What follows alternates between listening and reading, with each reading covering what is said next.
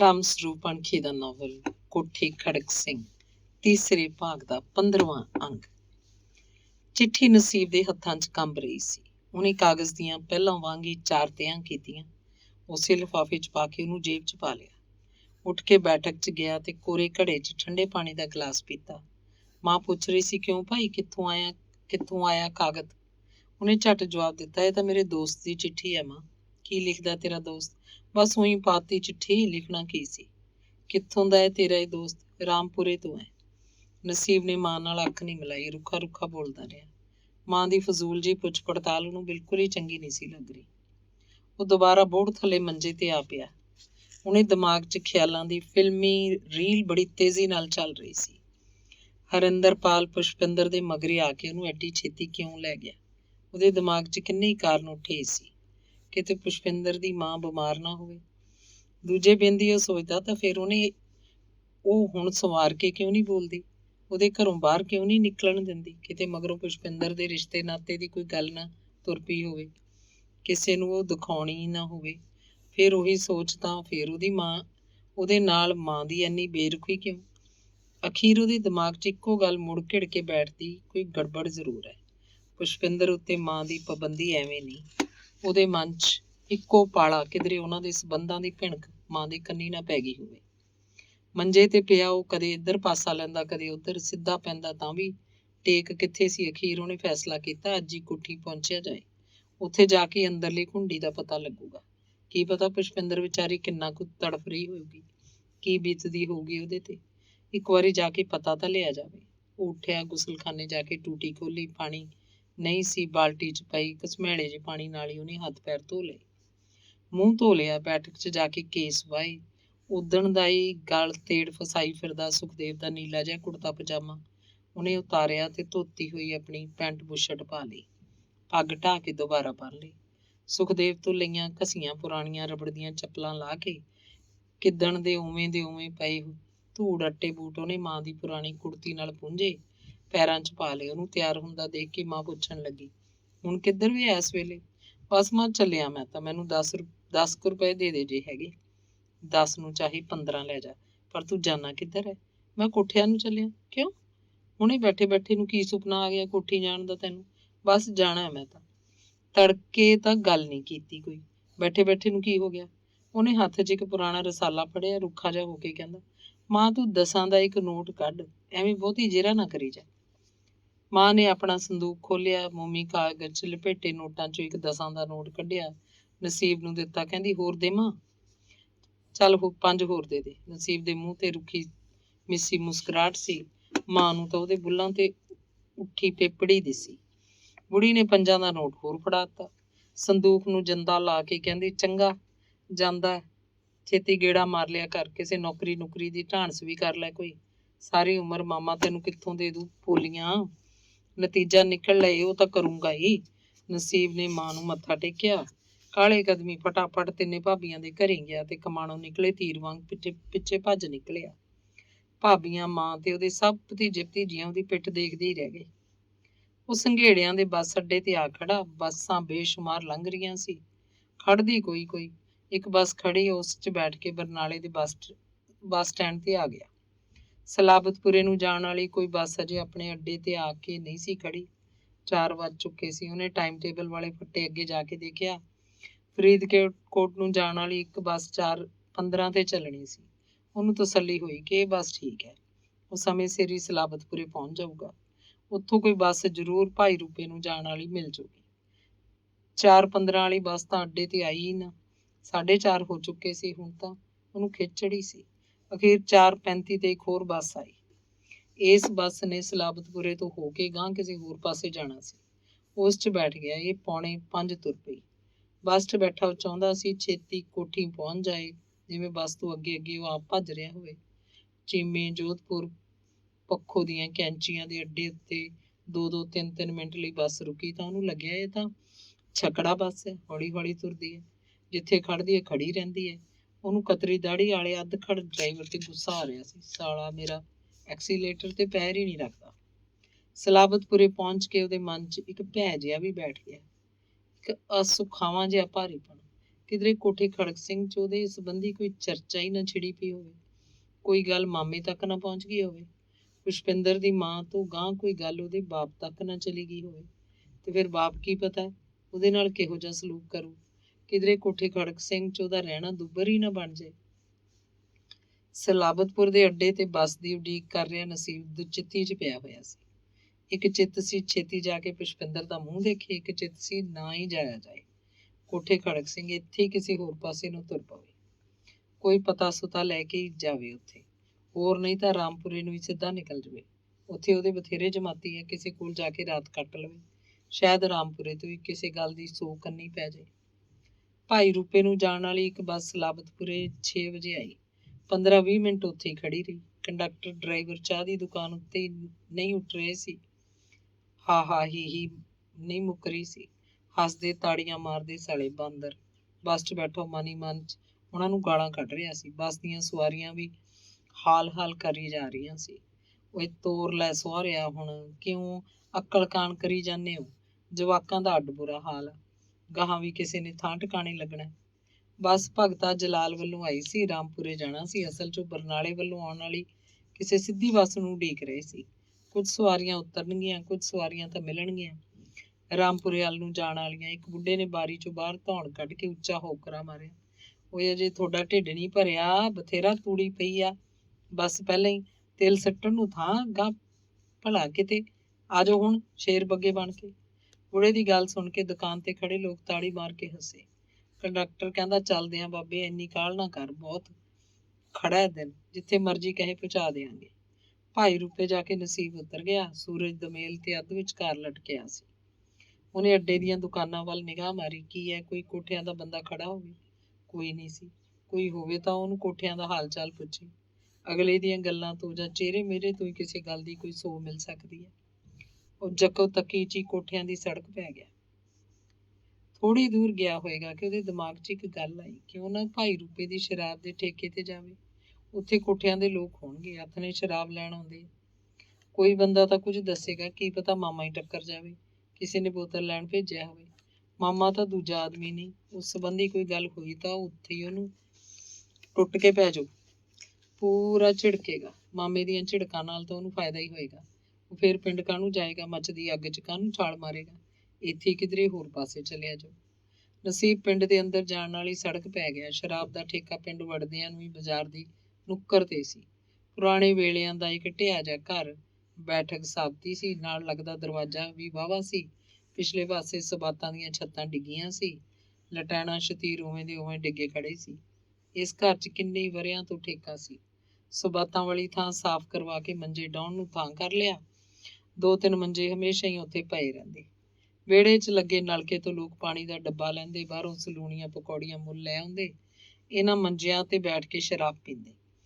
ਕੋਈ ਢਾਣੀ ਦਰਵਾਜ਼ੇ 'ਚ ਬੈਠ ਕੇ ਵੀ ਪੀਣ ਲੱਗਦੀ। ਪਰ ਸਬਾਤਾਂ ਵਾਲੀ ਥਾਂ 'ਚ ਪਰਦਾ ਸੀ। ਸ਼ਰਾਬ ਲੈਣ ਆਏ ਬੰਦਿਆਂ ਨੂੰ ਤੇ ਬਾਜ਼ਾਰ 'ਚ ਦੀ ਲੰਘੇ ਜਾਂਦੇ ਲੋਕਾਂ ਨੂੰ ਅੰਦਰ ਬੈਠੇ ਬੰਦੇ ਦਿਸਦੇ ਨਹੀਂ ਸੀ। ਬੈਠਕ 'ਚ ਇੱਕ ਬਾਰੀ ਕੋਲ ਉੱਚਾ ਚੌਂਤਰਾ ਬਣਾਇਆ ਹੋਇਆ ਸੀ। ਉੱਤੇ ਦਰੀ ਗਦੈਲਾ ਵਿਛਾ ਕੇ ਬੈਠਣ ਲਈ ਗੁਦਗੁਦਾ ਥਾਂ ਬਣਿਆ ਰਹਿੰਦਾ। ਠੇਕੇਦਾਰ ਇਸ ਚੌਂਤਰੇ ਨੂੰ ਗੱਦੀ ਆਖਦੇ। ਬਾਰੀ ਦੀਆਂ ਸੀਖਾਂ ਮਜ਼ਬੂਤ ਸੀ, ਵਿੱਚੋਂ ਇੱਕ ਸੀਖ ਕੱਢ ਕੇ ਬੋਤਲ ਫੜਾਉਣ ਨੂੰ ਥਾਂ ਬਣਾਇਆ ਹੋਇਆ ਸੀ। ਦਾਰੂ ਵੇਚਣ ਵਾਲਾ ਬੰਦਾ ਅੰਦਰ ਬਾਰੀ ਕੋਲ ਬੈਠਾ ਰਹਿੰਦਾ।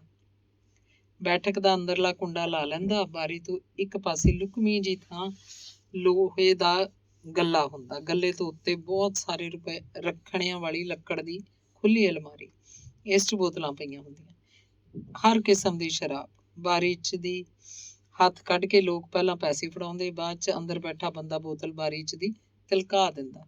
ਪਿੰਡ ਦਾ ਸ਼ੋਰ ਬੰਦ ਹੋਣ ਤੱਕ ਇਹ ਸਿਲਸਿਲਾ ਚੱਲਦਾ ਰਹਿੰਦਾ।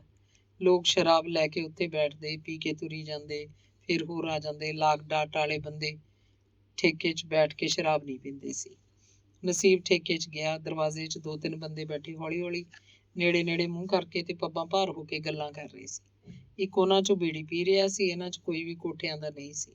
ਉਹ ਅੰਦਰ ਦੇਹਲੀ ਟੱਪ ਕੇ ਸਬਾਤਾਂ ਦੇ ਖੋਲੇ 'ਚ ਚਲਾ ਗਿਆ। ਕੰਧ ਨਾਲ ਬੱਲਬ ਲਟਕ ਰਿਹਾ ਸੀ। 3 ਮੰਜਿਆਂ ਉੱਤੇ ਬੈਠੇ 3 ਅੱਡ-ਅੱਡ ਗਰੁੱਪ ਦਾਰੂ ਪੀ ਰਹੇ ਸੀ। ਦੇਹਲੀ ਤੋਂ ਬਾਹਰ ਨਸੀਬ ਹੋਇਆ ਹੀ ਸੀ ਕਿ ਕਿਸੇ ਨੇ ਮੂੰਹ ਭਿੱਜੀ ਉੱਚੀ ਆਵਾਜ਼ 'ਚ ਆਖਿਆ, ਓਏ ਆ ਭਾਣਜੇ ਕਿੱਧਰ? ਬੋਲਣ ਵਾਲਾ ਧੀਰਜ ਸੀ। ਨਸੀਬ ਨੇ ਬੋਲ ਪਛਾਣ ਲਿਆ। ਉਹਨਾਂ ਦੇ ਮੰਜੇ ਨੇੜੇ ਗਿਆ। ਬਾਕੀ 2-3 ਵੀ ਕੋਠਿਆਂ ਦੇ ਹੀ ਸਨ। ਪੀਣੀ ਅਜੇ ਸ਼ੁਰੂ ਕੀਤੀ ਹੋਏਗੀ ਤਾਂ ਹੀ ਸੁਰਤ ਨਾਲ ਸਨ। ਤੀਰਥ ਨੇ ਫੇਰ ਪੁੱਛਿਆ, ਕਿਹਦੀ ਬੋਤਲ ਲੈਣ ਆਇਆ? ਜੰਗੀਰ ਨੇ ਭੇਜਿਆ ਤੈਨੂੰ? ਨਹੀਂ ਮਾਮਾ, ਮੈਂ ਕਿਸੇ ਦੀ ਬੋਤਲ ਲੈਣ ਨਹੀਂ ਆਇਆ, ਮੈਂ ਤਾਂ ਬੱਸ ਤੋਂ ਉਤਰ ਕੇ ਆਇਆ। ਇੱਧਰ ਨੂੰ ਹੋ ਗਿਆ। ਮੈਂ ਕਿਹਾ ਕੀ ਹੈ, ਮਾਮਾ ਬੈਠਾ ਹੋਵੇ ਇੱਥੇ? ਮੈਂ ਤਾਂ ਸੰਘੇੜਿਆਂ ਤੋਂ ਆਇਆ, ਗਏ ਨੂੰ ਕਈ ਦਿਨ ਹੋ ਗਏ ਸੀ। ਨਸੀਬ ਨੇ ਸਾਰਾ ਕੁਝ ਆਪ ਹੀ ਦੱਸ ਦੇਣਾ ਚਾਹਿਆ ਤਾਂ ਕਿ ਤੀਰਥ ਕੁਝ ਬੋਲੇ ਨਾ। ਜੰਗੀਰ ਇੱਥੇ ਕਿੱਥੇ? ਉਹ ਤਾਂ ਕਦੇ ਹੀ ਭਾਵੇਂ ਆਇਆ ਹੋਵੇ ਇੱਥੇ ਇਸ ਵੇਲੇ।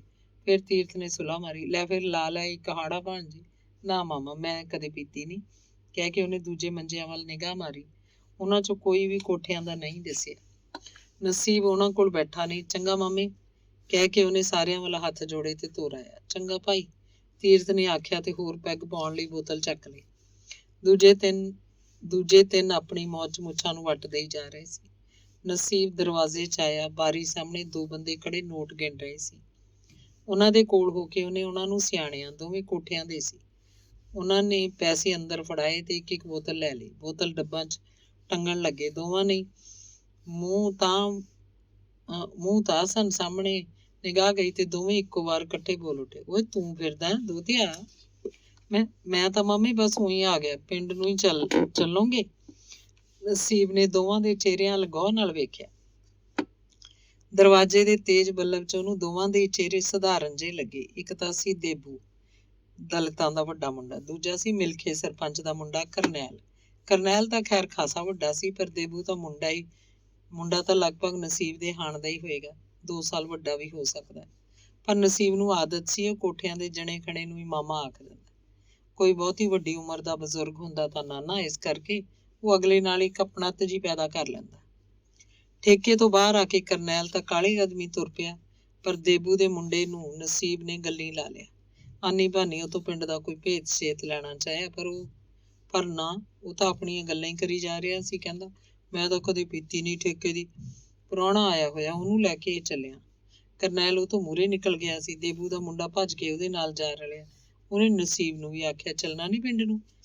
ਕੁਝ ਵੀ ਪੱਲੇ ਪੈਂਦਾ ਨਾ ਵੇਖ ਕੇ ਨਸੀਬ ਕਹਿੰਦਾ, ਤੂੰ ਚੱਲ, ਮੈਂ ਤਾਂ ਹੌਲੀ ਹੌਲੀ ਆਊਂ। ਹਲਵਾਈ ਦੀ ਦੁਕਾਨ ਮੂਹਰੇ ਬੈਂਚ ਤੇ ਬੈਠਾ ਇੱਕ ਬੁੱਢਾ ਕੋਈ ਪੁਰਾਣੀ ਕਥਾ ਸੁਣਾ ਰਿਹਾ ਸੀ। ਇਹੀ ਕੋਈ ਅੱਧਖੜ ਹੁੰਗਾਰਾ ਭਰਦਾ।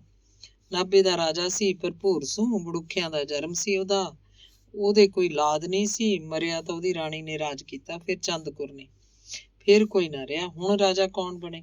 ਫਿਰ ਭਾਈ ਇੱਕ ਭਤੀਜੇ ਦੀ ਦੱਸ ਪਈ। ਭਰਪੂਰ ਸੂ ਦਾ ਭਤੀਜਾ ਹੀਰਾ ਸੂ, 34-35 ਸਾਲ ਦੀ ਉਮਰ ਸੀ ਸਾਰੀ। ਬੜੁੱਖੀ ਜਾ ਫੜਿਆ।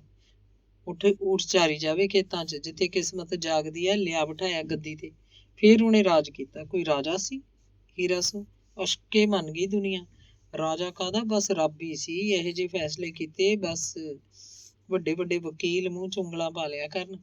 ਹੀਰਾ ਸੂ ਦੇ ਹੋਇਆ ਫਿਰ ਪਰਦਮਨ ਸੂ ਦਾ ਜਿੱਦਣ ਜਨਮ ਹੋਇਆ, ਹੀਰਾ ਸੂ ਨੇ ਜੇਲ੍ਹ ਦੇ ਦਰਵਾਜ਼ੇ ਚਪੱਟ ਖੋਲ੍ਹਤੇ। ਕੈਦੀਆਂ ਨੂੰ ਕਿਹਾ, ਜਾਓ ਭੱਜੋ, ਸਾਰੀ ਸਜ਼ਾ ਮਾਫ਼। ਇਹੋ ਜਿਹਾ ਸੀ ਹੀਰਾ ਸੂ। ਪਰਦਮਨ ਸੂ ਦੀ ਤਾਂ ਸੁਣ ਲੈ, ਰਾਜ ਤਾਂ ਕੀਤਾ ਉਹਨੇ 10-12 ਸਾਲ ਹੀ, ਪਰ ਨਰ ਆਦਮੀ ਸੀ ਉਹ। ਸਾਰੀ ਉਮਰ ਅੰਗਰੇਜ਼ਾਂ ਦੇ ਖਿਲਾਫ ਰਿਹਾ। ਪਹਿਲੇ ਦਿਨੋਂ ਆਪਣੀ ਤਾਜਪੋਸ਼ੀ ਅੰਗਰੇਜ਼ ਏਜੰਟ ਦੀ ਥਾਂ ਬਾਗੜੀਆਂ ਵਾਲੇ ਭਾਈ ਸਾਹਿਬ ਤੋਂ ਕਰਾਈ। ਅੰਗਰੇਜ਼ ਨਾਰਾਜ਼ ਹੋ ਗਏ ਭਾਈ। ਫਿਰ ਵੱਡੀ ਲੜਾਈ ਲੱਗੀ, ਫੌਜਾਂ ਨਾ ਭੇਜੀਆਂ। ਅੰਗਰੇਜ਼ ਹੋਰ ਨਾਰਾਜ਼। ਨਨਕਾਣੇ ਦੇ ਖੂਨੀ ਸਾਕੇ ਵਿਰੁੱਧ ਪਰਦਮਨ ਸੂ ਨੇ ਵੀ ਕਾਲੀ ਦਸਤਾਰ ਬੰਨੀ। ਅਖੀਰ ਅੰਗਰੇਜ਼ਾਂ ਨੇ ਉਹਨੂੰ ਜਲਾਵਤਨ ਕਰਤਾ। ਫਿਰ ਉਹ ਮਰ ਗਿਆ। 18 ਸਾਲ ਪਿੱਛੋਂ ਫਿਰ ਪਰਦਮਨ ਸੂ ਦਾ ਮੁੰਡਾ ਪ੍ਰਤਾਪ ਸੂ ਬੈਠਾ ਗੱਦੀ ਤੇ।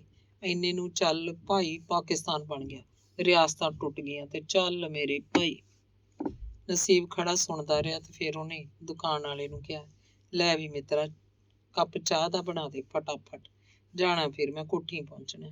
ਆਹ ਖੜੇ ਨੇ ਕੋਠੇ ਕਿਹੜਾ ਪਰਦੇਸ ਹੈ? ਦੁਕਾਨਦਾਰ ਹੱਸਿਆ ਤੇ ਫਿਰ ਭੱਠੀ ਉੱਤੇ ਚਾਹ ਰੱਖਦੀ। ਚਾਹ ਪੀ ਕੇ ਨਸੀਬ ਕਾਲੇ ਕਾਲੇ ਕਦਮਾਂ ਨਾਲ ਕੋਠਿਆਂ ਨੂੰ ਚੱਲ ਪਿਆ। ਰਾਮ ਸਰੂਪ ਅਣਖੀ ਦਾ ਨਾਵਲ ਕੋਠੇ ਖੜਕ ਸਿੰਘ, ਤੀਸਰੇ ਭਾਗ ਦਾ 16ਵਾਂ ਅੰਗ।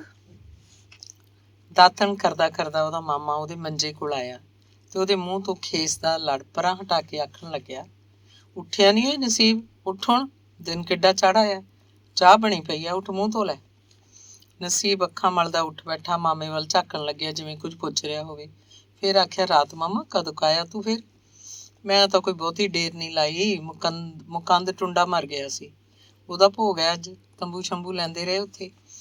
ਹੋਰ ਵੀ ਕੋਈ ਰਹਿ ਮਸ਼ਵਰੇ ਕਰਨੇ ਸੀ ਉਹਨਾਂ ਨੇ। ਪਰਮਜੀਤ ਦਾ ਤਾਂ ਵੱਡਾ ਪ੍ਰੋਗਰਾਮ ਰਚੀ ਬੈਠਾ, ਪੂਰਾ ਇਕੱਠ ਕਰੂ। ਪਰਮਜੀਤ ਕੌਣ ਮਾਮਾ? ਪਰਮਜੀਤ ਨਹੀਂ ਜਾਣਦਾ? ਉਹ ਪਰਮਜੀਤ ਪਟਵਾਰੀ, ਮੁਕੰਦ ਟੁੰਡੇ ਦਾ ਮੁੰਡਾ, ਸੜਕ ਤੇ ਜਿਹੜਾ ਵੱਡਾ ਸਾਰਾ ਮਕਾਨ ਆ ਉਸੇ ਦਾ। ਰਿਟਾਇਰ ਹੋ ਕੇ ਇੱਥੇ ਆਊ। ਉਹਨੇ ਤਾਂ ਜ਼ਮੀਨ ਬਣਾ ਲਈ, ਤੀਜੇ ਚੌਥੇ ਸਾਲ 2 ਕਿੱਲੇ ਬੈ ਲੈ ਲੈਂਦਾ ਹੈ। ਕੋਈ ਟਿਕਾਣਾ, ਬਹੁਤ ਪੈਸੇ ਵੱਢਦਾ ਭਾਈ ਪਰਮਜੀਤ ਤਾਂ, ਆਹੂ ਲਈ ਜਾਂਦਾ। ਇਹਨੂੰ ਕਹਿੰਦੇ ਆ ਕਮਾਈ। ਟੁੰਡਾ ਗਹਿਣੇ ਧਰਦਾ ਹੁੰਦਾ ਹੈ, ਇਹ ਬੈ ਲਈ ਜਾਂਦਾ। ਗੇੜ ਦੇਖ। ਅੱਛਾ, ਉਹ ਪਰਮਜੀਤ ਮੈਂ ਦੇਖਿਆ। ਤੂੰ ਵੀ ਪਟਵਾਰੀ ਲੱਗ ਜਾ ਯਾਰ, ਦੇਖੀ ਮਾਇਆ ਆਉਂਦੀ। ਪਟਵਾਰੀਆਂ ਦੇ ਘਰੀ ਤਾਂ ਮਾਇਆ ਪੈਰ ਲਾ ਕੇ ਤੁਰੀ ਆਉਂਦੀ ਹੈ ਸਹੁਰੇ ਮੇਰੇ ਦੀ। ਮਾਮੀ 2 ਗਲਾਸਾਂ 'ਚ ਚਾਹ ਪਾ ਕੇ ਉਹਨਾਂ ਕੋਲ ਰੱਖ ਗਈ। ਨਸੀਬ ਉੱਠਿਆ, ਕੁਰਲੀ ਕਰਕੇ ਮੂੰਹ ਧੋ ਲਿਆ। ਸੋਚਣ ਲੱਗਿਆ, ਮਾਮਾ ਤਾਂ ਹੋਰ ਹੀ ਮਾਰੀ ਜਾਂਦਾ, ਇਹਨੇ ਤਾਂ ਕੋਈ ਗੱਲ ਕੀਤੀ ਹੀ ਨਹੀਂ। ਨਸੀਬ ਨੂੰ ਤਸੱਲੀ ਹੋਈ। ਦਾਤਣ ਸੁੱਟ ਕੇ ਮਾਮੇ ਨੇ ਮੂੰਹ ਸਾਫ਼ ਕੀਤਾ। ਪਹਿਲਾਂ ਵਾਂਗੀ ਦੋਵੇਂ ਮੰਜੇ ਤੇ ਬੈਠ ਗਏ, ਚਾਹ ਪੀਣ ਲੱਗੇ। ਘੁੱਟ ਭਰ ਕੇ ਮਾਮੇ ਨੇ ਪੁੱਛਿਆ, ਤੂੰ ਕਦੋਂ ਆ ਗਿਆ ਸੀ ਕੱਲ? ਮੈਂ ਵੀ ਹਨੇਰੇ ਹੋਏ ਹੀ ਆਇਆ। ਕਿਉਂ? ਉਹ ਸੰਘੇੜਿਆ ਤੋਂ ਤੁਰਿਆ ਹੀ ਲੇਟ। ਬਰਨਾਲੇ ਤੋਂ ਬੱਸ ਫੜੀ, ਪਛੜ ਕੇ ਮਿਲੀ। ਫੇਰ ਸਲਾਬਤਪੁਰੇ ਵੀ ਬੱਸ ਦਿਨ ਛਿਪੇ ਮਿਲੀ। ਰਾਤ ਤਾਂ ਭਾਈ ਰੂਪੇ ਹੀ ਹੋ ਗਈ ਸੀ। ਮੈਂ ਤਾਂ ਖਾਸਾ ਹਨੇਰੇ ਆਇਆ। ਮਾਮੀ ਤਾਂ ਪਕਾਈ ਖਾਈ ਬੈਠੀ ਸੀ, ਤੈਨੂੰ ਡੀਕੀ ਜਾਂਦੀ ਸੀ। ਮੈਂ ਤਾਂ ਤੈਨੂੰ ਦੱਸਿਆ ਹੀ ਆ। ਓਏ ਕੰਮ ਹੀ ਨਹੀਂ ਮੁੱਕਿਆ, ਰੋਟੀ ਉਹਨਾਂ ਦੇ ਖਾ ਲਈ ਸੀ। ਫਿਰ ਮਾਮੇ ਨੇ ਗੱਲ ਬਦਲੀ, ਨਾ ਤੂੰ ਐਂ ਦੱਸ, ਇੰਨੇ ਦਿਨ ਕੀ ਕੀਤਾ ਉੱਥੇ? ਸਾਨੂੰ ਤਾਂ ਫਿਕਰ ਖੜਾ ਹੋ ਗਿਆ ਵੀ ਕਿਤੇ ਬਿਮਾਰ ਠਮਾਰ ਨਾ ਹੋਵੇ। ਨਾ ਕੋਈ ਸੁੱਖ ਸੁਨੇਹਾ, ਨਾ ਚਿੱਠੀ ਪੱਤਰ। ਲੋੜਾ ਮਾਰਿਆ ਤੈਂ ਵੀ? ਬਸ ਉਹੀ ਕੀ, ਜਾਣ ਲੱਗਿਆ ਵੀ ਸਮਾਰ ਕੇ ਨਹੀਂ ਦੱਸ ਕੇ ਗਿਆ। ਦੱਸ ਜਾਂਦਾ ਵੀ ਮੈਂ ਰਹੂੰਗਾ ਮਹੀਨਾ 20 ਦਿਨ, ਅਸੀਂ ਫਿਕਰ ਕਾਹਨੂੰ ਕਰਦੇ? ਫਿਰ ਬੇਬੇ ਨੇ ਨਹੀਂ ਆਉਣ ਦਿੱਤਾ। ਫਿਰ ਚਿੱਠੀ ਪਾ ਦੇਣੀ ਸੀ। ਬਸ ਮੈਂ ਆਖਿਆ ਕੀ ਲਿਖਣੀ ਆ ਚਿੱਠੀ, ਅੱਜ ਜਾਣਾ ਭਲਕੇ ਜਾਣਾ। ਹੋਰ ਫਿਰ ਕੀ ਹਾਲ ਸੀ ਹਰਕੁਰ ਦਾ? ਠੀਕ ਆ। ਰੋਟੀ ਆਪੇ ਪਕਾਉਂਦੀ ਹੈ ਕਿ ਆਪ ਹੀ ਪਕਾ ਲੈਂਦੀ ਹੈ? ਦੂਜਿਆਂ ਦਾ ਕੀ ਹਾਲ ਹੈ? ਸਭ ਠੀਕ ਹੈ, ਮੌਜਾਂ ਕਰਦੇ ਆ। ਸੁਖਦੇਵ ਠੇਕੇ ਤੇ ਹੀ ਹੋਣਾ? ਹਾਂ, ਉੱਥੇ ਹੀ ਹੈ। ਤਾਂ ਮਿਲਖੀ ਬਾਊ ਗੁੱਛੀ ਚੱਲਦੀ ਆ ਫਿਰ ਮਾਰੋ ਮਾਰ? ਹਾਂ, ਉਹ ਵੀ ਤੋਰੀ ਜਾਂਦਾ ਹੈ ਆਪਦਾ ਕੰਮ। ਤੇ ਵੱਡਾ ਸਰਦਾਰ ਸਾਹਿਬ, ਉਹੀ ਮੱਝਾਂ ਬਹੂਆਂ ਤਾਂ ਸੁਰ ਰੱਖਦੀਆਂ ਹੋਣਗੀਆਂ, ਲੜਦੀ ਭਿੜਦੀ ਤਾਂ ਨਹੀਂ ਕੋਈ? ਹਰਕੁਰ ਨਾਲ ਕਿਵੇਂ ਰਹਿੰਦੀਆਂ? ਸਭ ਠੀਕ ਨੇ, ਕੋਈ ਨਹੀਂ ਬੋਲਦੀ ਚਾਲਦੀ। ਬੇਬੇ ਨਾਲ ਵੀ ਸੁਰ ਹੈ ਹੁਣ ਤਾਂ ਸਭ ਦਾ। ਵੱਡੀ ਨਾਲ ਬਹੁਤੀ ਬਣਦੀ ਹੈ ਬੇਬੇ ਦੀ। ਭੈਣ ਦੇ ਘਰ ਦੀ ਸਾਰੀ ਸੁੱਖ ਸਾਂਦ ਪੁੱਛ ਕੇ ਜੰਗੀਰ ਨੂੰ ਜਿਵੇਂ ਬਹੁਤ ਤਸੱਲੀ ਮਿਲੀ ਹੋਵੇ। ਉਹ ਚਾਹ ਕਦੋਂ ਦੇ ਪੀ ਚੁੱਕੇ ਸੀ। ਨਸੀਬ ਨੇ ਆਪਣਾ ਬਿਸਤਰਾ ਇਕੱਠਾ ਕੀਤਾ, ਅੰਦਰ ਸਬਾਤ 'ਚ ਜਾ ਰੱਖਿਆ। ਮੰਜਾ ਚੁੱਕ ਕੇ ਬੈਠਕ 'ਚ ਢਾ ਲਿਆ। ਜੰਗੀਰ ਨਹਾਉਣ ਦੀ ਤਿਆਰੀ ਕਰਦਾ ਫਿਰਦਾ ਸੀ। ਨਸੀਬ ਜੰਗਲ ਪਾਣੀ ਜਾਣ ਲਈ ਘਰੋਂ ਬਾਹਰ ਜਾਣ ਲੱਗਿਆ ਤਾਂ ਜੰਗੀਰ ਉਹਨੂੰ ਕਹਿੰਦਾ, ਉਹ ਅੱਜ ਤਾਂ ਨਹੀਂ ਕਿਧਰੇ ਜਾਣਾ? ਨਾ, ਜਾਣਾ ਕਿੱਥੇ ਆ ਮੈਂ, ਬਸ ਵਿਹਲਾ ਹੁਣ ਤਾਂ ਫਿਰ ਇਉਂ ਕਰੀ, 12 ਵਜੇ ਪਰਮਜੀਤ ਕੇ ਆ ਜੀ। 2-2:30 ਵਜੇ ਭੋਗ ਪਊਗਾ, ਉੱਥੇ ਚਾਹ ਤੇ ਤੇਰੀ ਡਿਊਟੀ ਲਾਵਾਂਗੇ। ਚੰਗਾ? ਚੰਗਾ ਕਹਿ ਕੇ ਨਸੀਬ ਬਾਹਰ ਨੂੰ ਤੁਰ ਗਿਆ। ਉਹਨੂੰ ਇੱਕੋ ਸੋਚ, ਆਖਿਰ ਕਿਹੜੀ ਗੱਲ ਹੈ ਜਿਸ ਕਰਕੇ ਹਰਿੰਦਰ ਉਹਨੂੰ ਚੰਨਣਵਾਲ ਤੋਂ ਲੈ ਆਇਆ? ਉਹਦਾ ਘਰੋਂ ਬਾਹਰ ਜਾਣਾ ਕਿਉਂ ਬੰਦ ਕੀਤਾ ਹੋਇਆ? ਮਾਂ ਉਹਦੇ ਨਾਲ ਸਵਾਰ ਕੇ ਬੋਲਦੀ ਕਿਉਂ ਨਹੀਂ? ਆਖਿਰ ਕੋਈ ਤਾਂ ਗੱਲ ਹੋਏਗੀ, ਕੁਛ ਤਾਂ ਜ਼ਰੂਰ ਵਾਪਰਿਆ ਹੋਏਗਾ। ਪਰ ਇਹ ਸਭ ਕਾਸੇ ਦੀ ਸੋ ਲੋਕਾਂ 'ਚ ਕਿਉਂ ਨਹੀਂ? ਕਿਸੇ ਪਾਸਿਓਂ ਵੀ ਕੋਈ ਬੋਲ ਨਹੀਂ ਨਿਕਲਿਆ। ਕਿ ਉਹ ਉਹਨਾਂ ਦੇ ਘਰ ਪੁਸ਼ਪਿੰਦਰ ਕੋਲ ਸਿੱਧਾ ਹੀ ਚਲਿਆ ਜਾਵੇ? ਇੱਕ ਸਹਿਮ ਜਿਹਾ ਨਸੀਬ ਨੂੰ ਚੰਬੜ ਗਿਆ ਸੀ। ਜੇ ਉਹਨਾਂ ਦੇ ਘਰ ਗਿਆ ਤਾਂ ਕੀ ਪਤਾ ਕੀ ਵਾਪਰ ਜਾਵੇ। ਜੰਗਲ ਪਾਣੀ ਗਿਆ। ਉਹ ਜਾਣਬੁੱਝ ਕੇ ਹਰਦਿੱਤ ਦੇ ਫਿਰਨੀ ਵਾਲੇ ਘਰ ਮੂਹਰੋਂ ਦੀ ਲੰਘਿਆ। ਬਾਹਰ ਚਪੱਟ ਖੁੱਲ੍ਹਾ ਸੀ। ਫਿਰਨੀ ਤੋਂ ਘਰ ਦਾ ਸਾਰਾ ਵਿਹੜਾ ਸਾਫ਼ ਦਿਸਦਾ। ਬੈਠਕਾਂ 'ਚ ਬੈਠੇ ਪਏ ਬੰਦੇ ਨੂੰ ਵਾਰੀਆਂ ਦੀਆਂ ਜਾਲੀਆਂ ਵਿੱਚ ਦੀ ਫਿਰਨੀ ਉੱਤੇ ਤੁਰਿਆ ਜਾਂਦਾ ਹਰ ਕੋਈ ਦਿਸਦਾ। ਉਹ ਦੂਰ ਨਿਕਲ ਗਿਆ। ਉਹਨੂੰ ਲੱਗਿਆ ਨਾ ਤਾਂ ਵਿਹੜੇ 'ਚੋਂ ਉਹਨੂੰ ਕਿਸੇ ਨੇ ਦੇਖਿਆ ਹੋਏਗਾ, ਨਾ ਹੀ ਬੈਠਕਾਂ 'ਚੋਂ ਵਿੱਚ ਸੀ ਕੋਈ।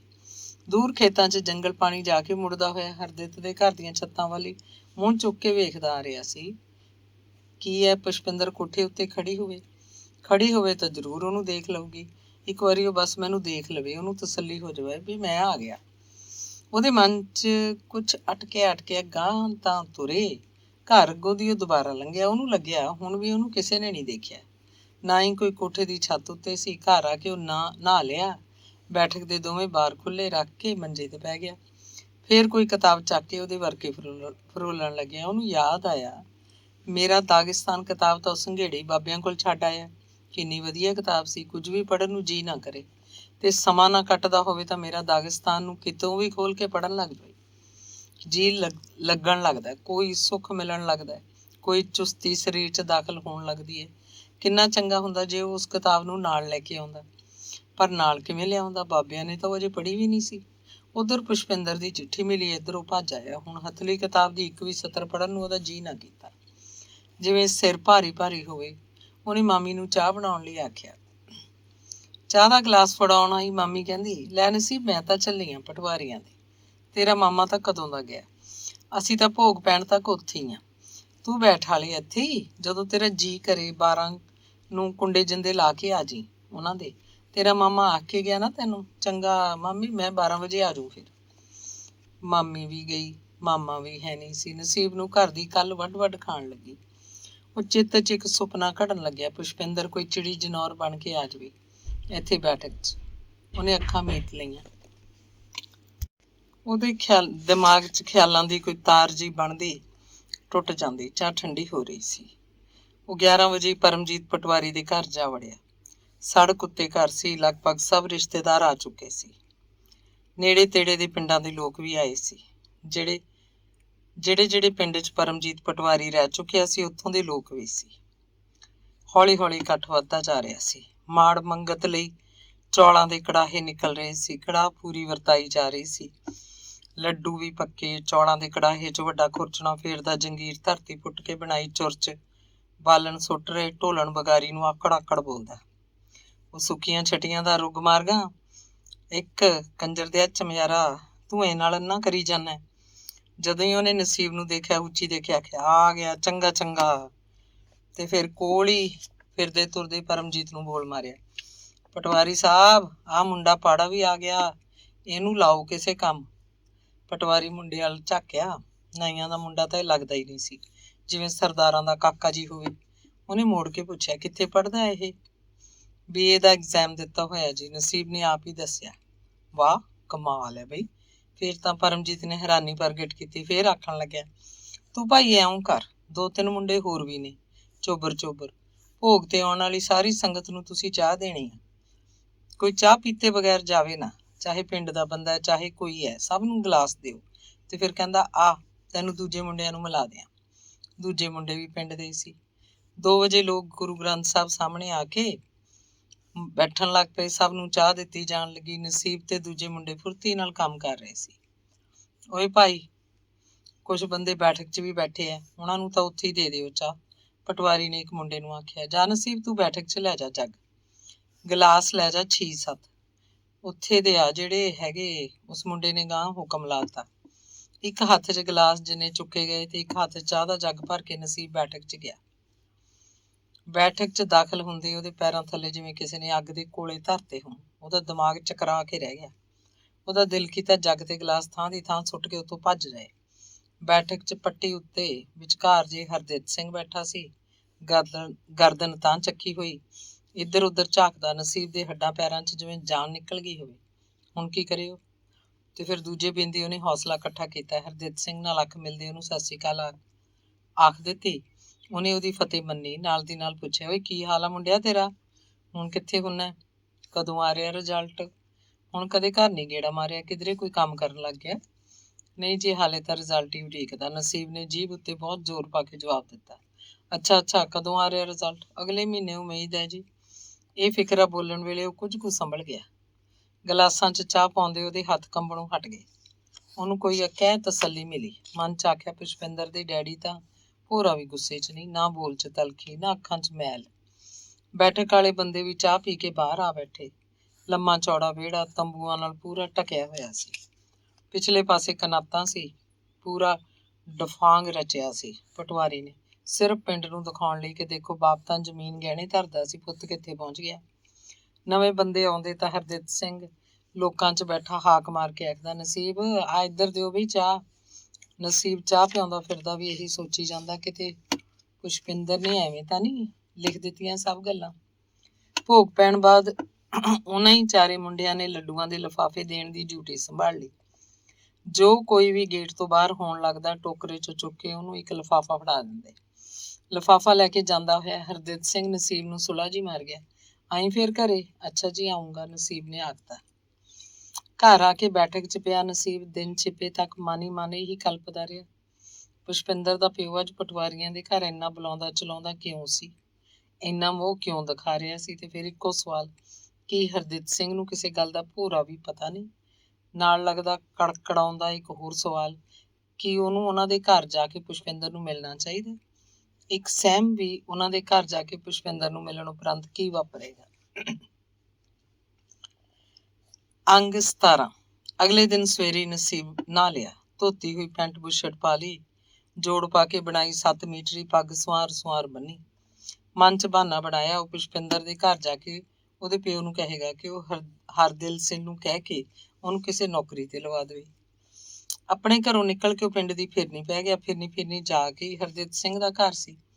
ਮਨ 'ਚ ਇੱਕ ਦਲੇਰੀ ਤੇ ਸਹਿਮ ਦਾ ਮਿਲਿਆ ਜੁਲਿਆ ਅਹਿਸਾਸ ਲੈ ਕੇ ਉਹ ਫਿਰਨੀ ਜਾ ਰਿਹਾ ਸੀ। ਹੌਲੀ ਨਿੱਕੇ ਕਦਮ ਭਰਦਾ। ਉਹਨੂੰ ਲੱਗਦਾ ਜਿਵੇਂ ਉਹ 2 ਕਦਮ ਅਗਾਂਹ ਹੋ ਕੇ 1 ਕਦਮ ਪਛਾਂਹ ਨੂੰ ਹੀ ਮੁੜ ਪੈਂਦਾ ਹੋਵੇ। ਅਖੀਰ ਉਹਨੇ ਮਨ 'ਚ ਫੈਸਲਾ ਕੀਤਾ, ਦੇਖੀ ਜਾਊਗੀ, ਗੱਲ ਤਾਂ ਖੁੱਲ ਜਾਊਗੀ। ਪੁਸ਼ਪਿੰਦਰ ਨੇ ਕੋਈ ਗੱਲ ਕੀਤੀ ਤਾਂ ਮਾੜਾ ਮੋਟਾ ਕੁਝ ਦੱਸੇਗੀ। ਉਹਨੇ ਇਹ ਵੀ ਸੋਚਿਆ, ਕੀ ਪਤਾ ਉਹਦੀ ਮਾਂ ਪੁਸ਼ਪਿੰਦਰ ਨੂੰ ਮਿਲਣ ਹੀ ਨਾ ਦੇਵੇ, ਕੋਈ ਗੱਲ ਕਰਨ ਹੀ ਨਾ ਦੇਵੇ। ਪੁਸ਼ਪਿੰਦਰ ਨਾ ਮਿਲੀ ਤਾਂ ਉਹਦੇ ਜਾਣ ਦਾ ਕੀ ਅਰਥ? ਹਰਦਿਤ ਸਿੰਘ ਬਾਰੇ ਜਿਵੇਂ ਉਹਨੇ ਪੱਕਾ ਅੰਦਾਜ਼ਾ ਲਾ ਲਿਆ ਹੋਵੇ ਕਿ ਉਹਨੂੰ ਕੁਝ ਵੀ ਬੁਰਾ ਭਲਾ ਨਹੀਂ ਬੋਲੇਗਾ। ਉਹਨੂੰ ਕਾਹਨੂੰ ਪਤਾ ਹੋਏਗਾ ਕਿਸੇ ਗੱਲ ਦਾ?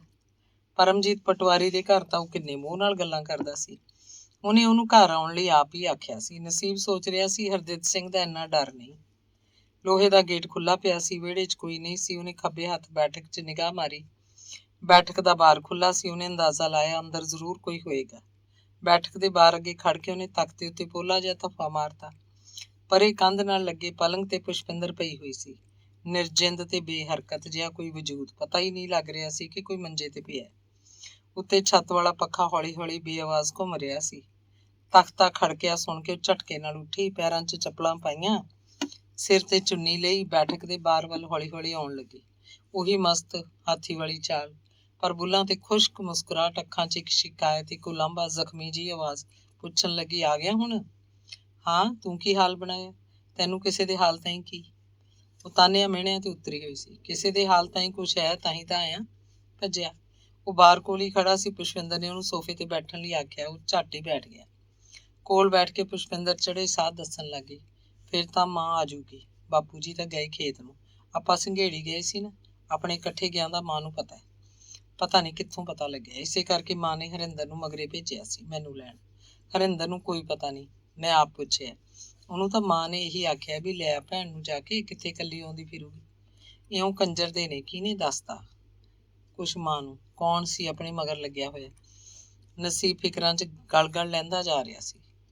ਨਾਂ ਨਹੀਂ ਲੈਂਦੀ ਮਾਂ ਕਿਸੇ ਦਾ। ਪਤਾ ਨਹੀਂ ਕੌਣ ਸੀ। ਇਹੀ ਕਹਿੰਦੀ ਆ ਵੀ ਤੁਸੀਂ ਭਾਈ ਰੂਪੇ ਤੋਂ ਇੱਕੋ ਬੱਸ 'ਚ ਗਏ ਹੋ, ਗਾਹਾਂ ਸਲਾਬਤਪੁਰੇ ਤੋਂ ਇੱਕੋ ਬੱਸ ਫੜੀ ਹੈ, ਇੱਕੋ ਸੀਟ ਤੇ ਬੈਠੇ ਹੋ, ਸਿਰ ਨਾਲ ਸਿਰ ਜੋੜ ਕੇ ਗੱਲਾਂ ਕਰਦੇ ਰਹੇ ਹੋ ਬੇਸ਼ਰਮਾ ਵਾਂਗੂ। ਬਰਨਾਲੇ ਜਾ ਕੇ ਹੋਟਲ 'ਚ ਚਾਹ ਪੀਤੀ ਹੈ, ਉੱਥੇ ਫਿਰ ਪਤਾ ਨਹੀਂ ਕਿੱਧਰ ਗਏ ਹੋ। ਸੰਘੇੜੀ ਰਾਤ ਰਹਿਣ ਦਾ ਮਾਂ ਨੂੰ ਕੋਈ ਪਤਾ ਨਹੀਂ। ਤਾਂ ਫਿਰ ਭਾਈ ਰੂਪੇ ਤੋਂ ਹੀ ਆਪਣੇ ਨਾਲ ਚੜਿਆ ਕੋਈ, ਸਲਾਬਤਪੁਰੇ ਤੋਂ ਵੀ ਉਸੇ ਬੱਸ 'ਚ ਗਿਆ ਉਹ। ਆਪਾਂ ਨਹੀਂ ਦੇਖਿਆ ਉਹਨੂੰ। ਬਰਨਾਲੇ ਉਤਰ ਕੇ ਵੀ ਉਹਨੇ ਆਪਣੇ 'ਚ ਨਿਗਾਹ ਰੱਖੀ ਹੈ। ਬਰਨਾਲੇ ਬੱਸ ਸਟੈਂਡ ਤੋਂ ਆਪਾਂ ਉਹਦੀਆਂ ਅੱਖਾਂ ਤੋਂ ਪਰੇ ਹੋ ਗਏ ਹੋਵਾਂਗੇ। ਕੌਣ ਹੋਇਆ ਸਾਲਾ? ਇਹ ਨਹੀਂ ਪਤਾ। ਮਾਂ ਤਾਂ ਉਦਣ ਦਾ ਹੀ ਮੇਰਾ ਖਹਿੜਾ ਨਹੀਂ ਛੱਡਦੀ। ਕਹਿੰਦੀ ਆ, ਦੱਸ ਕਿਉਂ ਗਿਆ ਉਹ ਮੁੰਡਾ ਤੇਰੇ ਨਾਲ? ਕਿਉਂ ਚਾਹ ਪੀਤੀ ਤੁਸੀਂ? ਸ਼ਰਮ ਲਾਈ ਆਪਦੀ? ਉਦਣ ਦੀ ਸਿੱਧੇ ਮੂੰਹ ਨਹੀਂ ਬੋਲਦੀ। ਉਦਣ ਦਾ ਹੀ ਘਰੋਂ ਬਾਹਰ ਜਾਣਾ ਬੰਦ ਕਰਤਾ। ਮੈਂ ਹਾਰ ਕੇ ਲਿਖੀ ਚਿੱਠੀ ਤੈਨੂੰ। ਬਾਪੂ ਜੀ ਨੂੰ ਪਤਾ? ਲੱਗਦਾ ਤਾਂ ਨਹੀਂ। ਉਹਨਾਂ ਨੇ ਤਾਂ ਕਦੇ ਕੁਛ ਆਖਿਆ ਨਹੀਂ ਮੈਨੂੰ, ਨਾ ਕੋਈ ਗੱਲ ਪੁੱਛੀ ਹੈ। ਬਹੁਤ ਤੇਜ਼ ਕਦਮੀ ਕੋਈ ਬੈਠਕ ਦੇ ਬਾਹਰ ਮੂਹਰੇ ਦੀ ਲੰਘ ਗਿਆ। ਦੋਵਾਂ ਨੇ ਨਹੀਂ ਪਛਾਣਿਆ ਕੌਣ ਸੀ। 5 ਮਿੰਟਾਂ ਬਾਅਦ ਫੇਰ ਪੈਰ ਚਾਲ ਹੋਈ। ਹਰਿੰਦਰ ਸੀ। ਹੱਥ ਉੱਤੇ 3 ਰੋਟੀਆਂ ਰੱਖੀਆਂ ਹੋਈਆਂ, ਉੱਤੇ ਅਚਾਰ। ਬੈਠਕ ਅੰਦਰ ਝੁੱਕ ਕੇ ਉਹਨੇ ਦੇਖਿਆ, ਨਸੀਬ ਵੱਲ ਝਾਕ ਕੇ ਮੁਸਕਰਾਇਆ, ਉੱਥੇ ਹੀ ਬਾਹਰ ਚਲਿਆ ਗਿਆ। ਬਸ ਇੰਨਾ ਕਹਿ ਕੇ, ਮੈਂ ਆਉਣਾ ਨਸੀਬ। ਹਰਿੰਦਰ ਮੁੜ ਕੇ ਆਇਆ ਤਾਂ ਸੋਫੇ ਤੇ ਨਸੀਬ ਇਕੱਲਾ ਸੀ, ਕੰਧਾਂ ਤੇ ਛੱਤ ਵੱਲ ਖਾਲੀ ਅੱਖਾਂ ਨਾਲ ਝਾਕਦਾ। ਹਰਿੰਦਰ ਆਉਣ ਸਾਰ ਉਹਦੇ ਕੋਲ ਹੋ ਕੇ ਬੈਠ ਗਿਆ। ਦੱਸਣ ਲੱਗਿਆ, ਪ੍ਰੀਤਮ ਕੈਰੋਂ ਨੂੰ ਰੋਟੀ ਦੇ ਕੇ ਆਇਆ।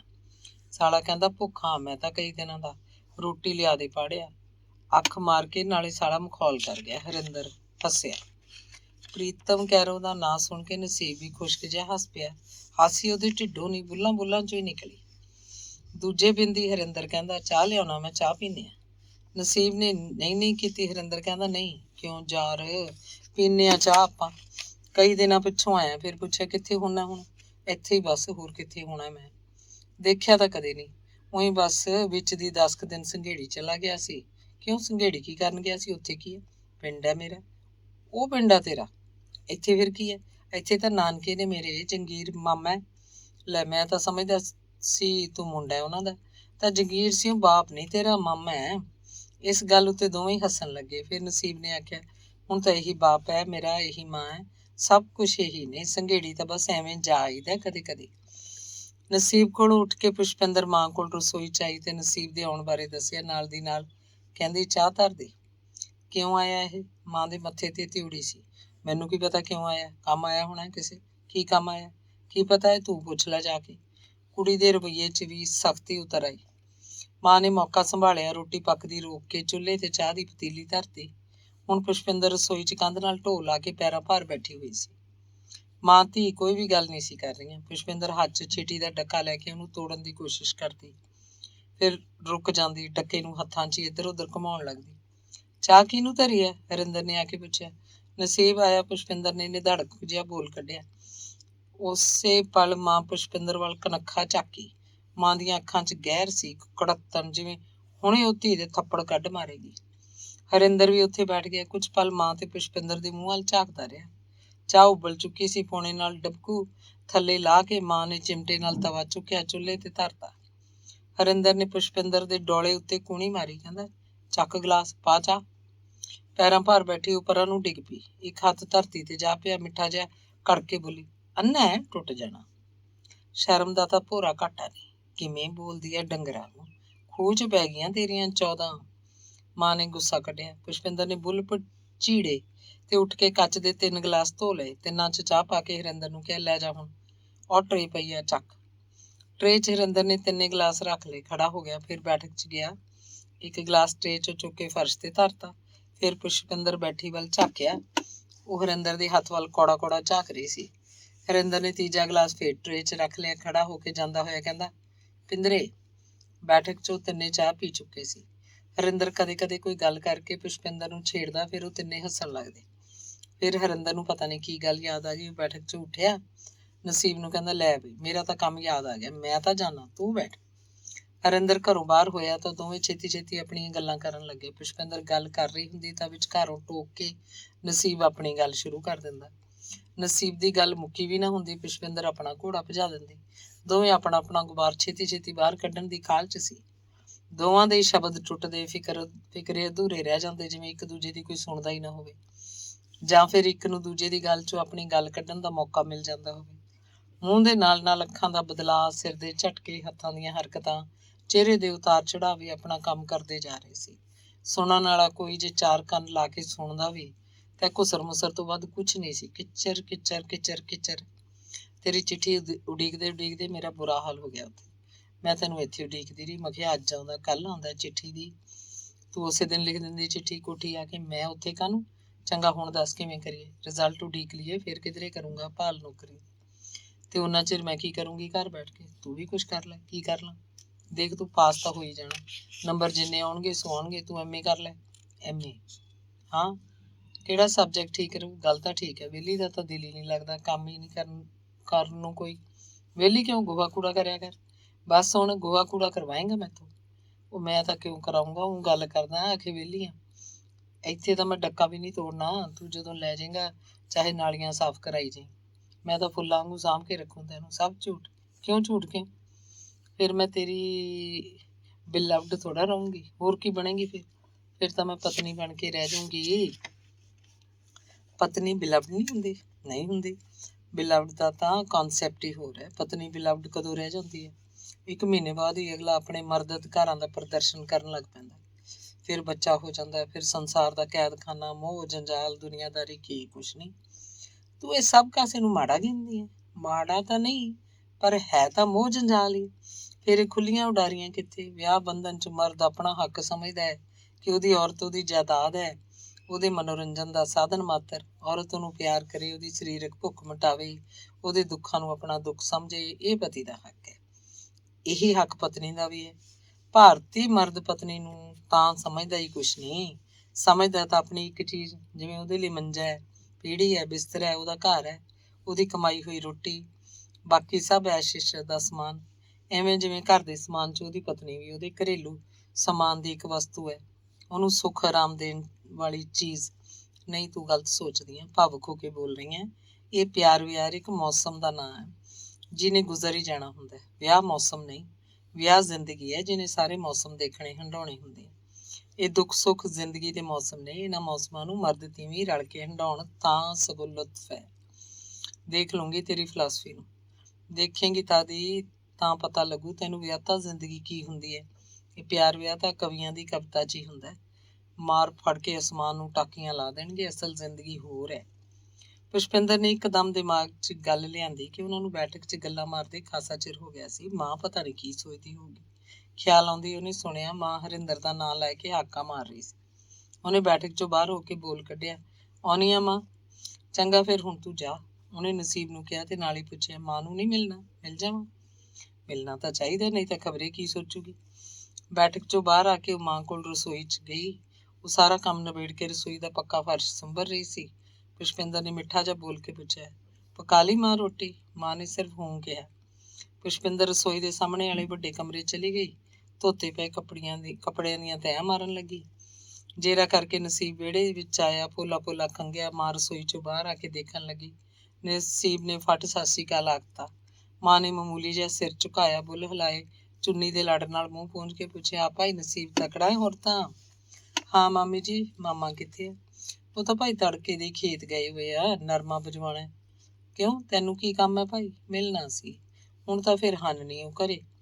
ਆਥਣੇ ਦੇਖੋ ਕਦੋਂ ਆਉਣਗੇ। ਆਥਣੇ ਗੇੜਾ ਮਾਰ ਲਈ, ਜੇ ਕੋਈ ਗੱਲ ਹੈ ਤਾਂ ਮੈਨੂੰ ਦੱਸ ਜਾ, ਮੈਂ ਕਹਿ ਦੂੰ ਜਦੋਂ ਆਉਣਗੇ। ਨਹੀਂ, ਮਾਮਾ ਜੀ ਨੂੰ ਮਿਲਣਾ ਸੀ। ਰਾਮਪੁਰੇ ਲੈ ਕੇ ਜਾਣਾ ਹੈ ਹਰਦਿਲ ਸੂਹ ਕੋਲ। ਕਿਉਂ, ਹਰਦਿਲ ਸੂਹ ਕੋਲ ਕੀ ਕੰਮ ਪੈ ਗਿਆ ਭਾਈ? ਬਸ ਆਹੀ, ਮੈਂ ਕਹਿੰਦਾ ਮੈਨੂੰ ਕੋਈ ਨੌਕਰੀ ਮਿਲ ਜੇ ਕਿਧਰੇ, ਐਵੇਂ ਵਿਹਲਾ ਤੁਰਿਆ ਫਿਰਦਾ। ਚੰਗਾ ਭਾਈ, ਤੂੰ ਆਥਣੇ ਗੇੜਾ ਮਾਰ ਲਈ, ਫਿਰ ਆਪ ਹੀ ਕਰ ਲਈ ਗੱਲ। ਚੰਗਾ ਮਾਮੀ ਜੀ, ਸਤਿ ਸ਼੍ਰੀ ਅਕਾਲ। ਨਸੀਬ ਖੜਾ ਖੜਾਈ ਉਹਨਾਂ ਦੇ ਘਰੋਂ ਬਾਹਰ ਹੋ ਗਿਆ। ਅੰਗ 18। ਨਸੀਬ ਘਰੋਂ ਗਿਆ ਤਾਂ ਮਾਂ ਨੇ ਵੱਡੇ ਕਮਰੇ ਜਾ ਕੇ ਪੁਸ਼ਪਿੰਦਰ ਵੱਲ ਕਣਖ ਜਿਹਾ ਦੇਖਿਆ, ਜਿਵੇਂ ਉਹਨੂੰ ਕੁਝ ਕਹਿਣਾ ਚਾਹੁੰਦੀ ਹੋਵੇ ਪਰ ਬੋਲ ਨਹੀਂ ਸਕੀ। ਗੁੱਸਾ ਉਹਦੇ ਗਲ ਤੱਕ ਆਇਆ ਪਿਆ ਸੀ। ਉਹ ਕੀ ਆਖੇ ਕੀ ਨਾ ਆਖੇ, ਉਹਦੀ ਸਮਝ ਤੋਂ ਬਾਹਰ ਸੀ। ਅਖੀਰ ਕਮਰੇ ਦੀ ਦੇਹਲੀ ਉੱਤੇ ਆ ਕੇ ਉਹਨੇ ਪੈਰ ਪਟਕਿਆ ਤੇ ਕੜਕ ਕੇ ਬੋਲੀ, ਜਾਂ ਹਰਿੰਦਰ ਨੂੰ ਦੇਖ ਕਿੱਥੇ ਹਟਿਆ ਜਾਣਾ, ਜਾਂ ਮੈਂ ਜਾਨੀ ਆ ਖੇਤ ਨੂੰ ਰੋਟੀ ਲੈ ਕੇ ਕੌਣ ਜਾਊ? ਨਾ ਉਹਨਾਂ ਨੇ ਖੇਤੋਂ ਭੇਜਿਆ ਕੋਈ ਬੰਦਾ। ਹਰਿੰਦਰ ਇੱਥੇ ਕਿਤੇ ਸੱਥ 'ਚ ਬੈਠਾ ਹੋਣਾ, ਸੱਦ ਲਿਆਉਣੀ ਆ, ਟੋਕਰੇ 'ਚ ਰੱਖ ਰੋਟੀ। ਪੁਸ਼ਪਿੰਦਰ ਬਾਹਰ ਨੂੰ ਤੁਰੀ ਤਾਂ ਮਾਂ ਨੇ ਵਰਾਂਡੇ 'ਚ ਪਿਆ ਟੋਕਰਾ ਧਰਤੀ ਤੇ ਮੂਧਾ ਖੜਕਾਇਆ, ਜਿਵੇਂ ਟੋਕਰਾ ਤੋੜ ਹੀ ਦੇਣਾ ਹੋਵੇ। ਫਿਰ ਰਸੋਈ 'ਚ ਜਾ ਕੇ ਟੋਕਰੇ 'ਚ ਚੀਜ਼ਾਂ ਰੱਖਣ ਲੱਗੀ। ਦਾਲ ਦਾ ਭਰਿਆ ਡਬਕੂ, ਕੜਛੀ, ਗੰਢੇ, ਅਚਾਰ, ਰੋਟੀਆਂ ਦੀ ਥਈ ਵੱਡੇ ਪੌਣੇ 'ਚ ਬੰਨ੍ਹ ਕੇ ਰੱਖਤੀ। ਕੌਲੀਆਂ, ਗਲਾਸ, ਕੱਪੜੇ ਦਾ ਇੰਨੂ ਮਾਰ ਕੇ ਉਹਦੇ ਤੇ ਲੱਸੀ ਦੀ ਬਲਣੀ ਧਰਤੀ ਐਨ ਟਕਾ ਕੇ, ਤੇ ਫਿਰ ਟੋਕਰੇ ਤੇ ਇੱਕ ਪੁਰਾਣੀ ਖੇਸੀ ਦੇ ਦਿੱਤੀ। ਹਰਿੰਦਰ ਆਪ ਹੀ ਘਰ ਨੂੰ ਆ ਰਿਹਾ ਸੀ, ਕਿਸੇ ਫਿਲਮੀ ਗਾਣੇ ਦੇ ਅਧੂਰੇ ਜਿਹੇ ਬੋਲ ਕੱਢਦਾ। ਆਉਣ ਸਾਰ ਬੋਲਿਆ, ਲਿਆ ਮਾਂ ਰੋਟੀ। ਆਹ ਪਿਆ ਟੋਕਰਾ, ਸਭ ਕੁਝ ਪਾਇਆ ਪਿਆ, ਚੱਕ ਤੇ ਛੇਤੀ ਤੁਰ ਜਾ, ਡਿੱਕੀ ਜਾਂਦੇ ਹੋਣਗੇ, ਮਾਂ ਨੇ ਤਾੜ ਕੇ ਆਖਿਆ। ਵਾਹ ਰੇ ਮਾਈ ਡੀਅਰ ਮਦਰ, ਮੈਨੂੰ ਆਪ ਨੂੰ ਰੋਟੀ ਦੇ ਖਾਣ ਨੂੰ, ਉਹਨੇ ਮਾਂ ਦਾ ਮੁਖੌਲ ਜਿਹਾ ਹਟਾਇਆ। ਤੂੰ ਉੱਥੇ ਹੀ ਖਾ ਲਈ 2 ਰੋਟੀਆਂ, ਬਥੇਰੀਆਂ ਰੱਖਤੀਆਂ। ਜੇ ਨਾ ਬਚੀ ਕੋਈ ਰੋਟੀ ਫੇਰ? ਨਹੀਂ, ਮੈਨੂੰ ਤਾਂ ਇੱਥੇ ਹੀ ਦੇ ਦੇ, ਹੁਣੇ ਖਾ ਲੈਣਾ ਮਿੰਟਾਂ ਸਕਿੰਟਾਂ 'ਚ। ਰਸੋਈ 'ਚ ਜਾ ਕੇ ਉਹ ਆਪ ਹੀ ਕੌਲੀ 'ਚ ਦਾਲ ਪਾਉਣ ਲੱਗਿਆ। ਛਾਬੇ 'ਚ 2 ਰੋਟੀਆਂ ਹੱਥਾਂ ਤੇ ਚੁੱਕ ਲਿਆਈਆਂ। ਦਾਲ ਤੱਤੀ ਸੀ। ਕੌਲੀ 'ਚ ਮੱਖਣੀ ਦਾ ਰੁੱਗ ਵੀ ਸੁੱਟ ਲਿਆ ਤਾਂ ਮੰਜੀ ਤੇ ਬੈਠ ਕੇ ਖਾਣ ਲੱਗਿਆ। ਬੁਰਕੀ ਮੂੰਹ 'ਚ ਪਾ ਕੇ ਕਹਿੰਦਾ, ਪਿੰਦਰੇ ਲੱਸੀ ਦਾ ਗਲਾਸ ਭਰੀ ਕੇਰਾ, ਰਿੜਕਣੇ 'ਚੋਂ। ਹਰਿੰਦਰ ਟੋਕਰਾ ਲੈ ਕੇ ਘਰੋਂ ਬਾਹਰ ਹੋਇਆ ਤਾਂ ਪੁਸ਼ਪਿੰਦਰ ਕਹਿੰਦੀ, ਲਿਆ ਮਾਂ, ਮੈਨੂੰ ਵੀ ਦੇ ਦੇ ਰੋਟੀ। ਕਿਉਂ, ਤੂੰ ਕੋਈ ਪ੍ਰਾਹੁਣੀ ਆਈ ਹੋਈ ਆ, ਇੱਥੋਂ ਚੱਕ ਰੋਟੀ ਤੇ ਖਾ ਲੈ। ਨਹੀਂ, ਤੂੰ ਦੇ ਮਾਂ। ਨਾ ਦਿੱਤੀ ਹੋਈ ਆ ਮੈਂ। ਮੇਰੇ ਨਾਲ ਨਹੀਂ ਚੱਲਦਾ ਤੇਰਾ ਹੁਣ ਇਹ ਲਾਡ। ਕਿਉਂ ਮਾਂ, ਤੂੰ ਮੇਰੀ ਪਿਆਰੀ ਮਾਂ ਦੀ ਗੁੱਤਣੀ ਰੋਲੇਂਗੀ ਸੁਆਹ 'ਚ, ਕਹਿ ਕੇ ਉਹ ਪਰਾਂ ਨੂੰ ਵਿਹੜੇ 'ਚ ਤੁਰ ਗਈ। ਕਿਉਂ, ਕੀ ਕਰਤਾ ਮੈਂ? ਹੋਰ ਅਜੇ ਕਸਰ ਹੈ, ਕਰੀ ਤਾਂ ਜਾਨੀ ਹੈ, ਨਾ ਦੱਸ ਵੀ ਕੋਈ ਗੱਲ। ਪੁਸ਼ਪਿੰਦਰ ਫੇਰ ਵੀ ਤਲਖੀ ਭਰਨ ਲੱਗੀ। ਮਾਂ ਵਿਹੜੇ 'ਚ ਮੁੜ ਕੇ ਆਈ। ਕੰਧ ਨਾਲ ਖੜੀ ਪੀੜੀ ਚੁੱਕ ਕੇ ਬਰਾਂਡੇ ਦੇ ਫਰਸ਼ ਤੇ ਦੇ ਮਾਰੀ। ਹੌਕਾ ਲੈ ਕੇ ਪੀੜੀ ਤੇ ਬੈਠ ਗਈ। ਕਹਿੰਦੀ, ਇੰਨੀ ਕੁੱਤੇ ਖਾਣੀ ਨਿੱਤ ਹੁੰਦੀ ਹੈ ਤੇਰੇ ਨਾਲ, ਤੂੰ ਸਮਝਦੀ ਕਿਉਂ ਨਹੀਂ? ਹੁਣ ਇਸ ਝਗੜੇ ਨੂੰ ਘਰ ਵੀ ਸੱਦਣ ਲੱਗ ਪਈ। ਕਿਉਂ, ਅੱਗੇ ਨਹੀਂ ਕਦੇ ਆਇਆ ਇਹ, ਅੱਜ ਕੀ ਹੋ ਗਿਆ?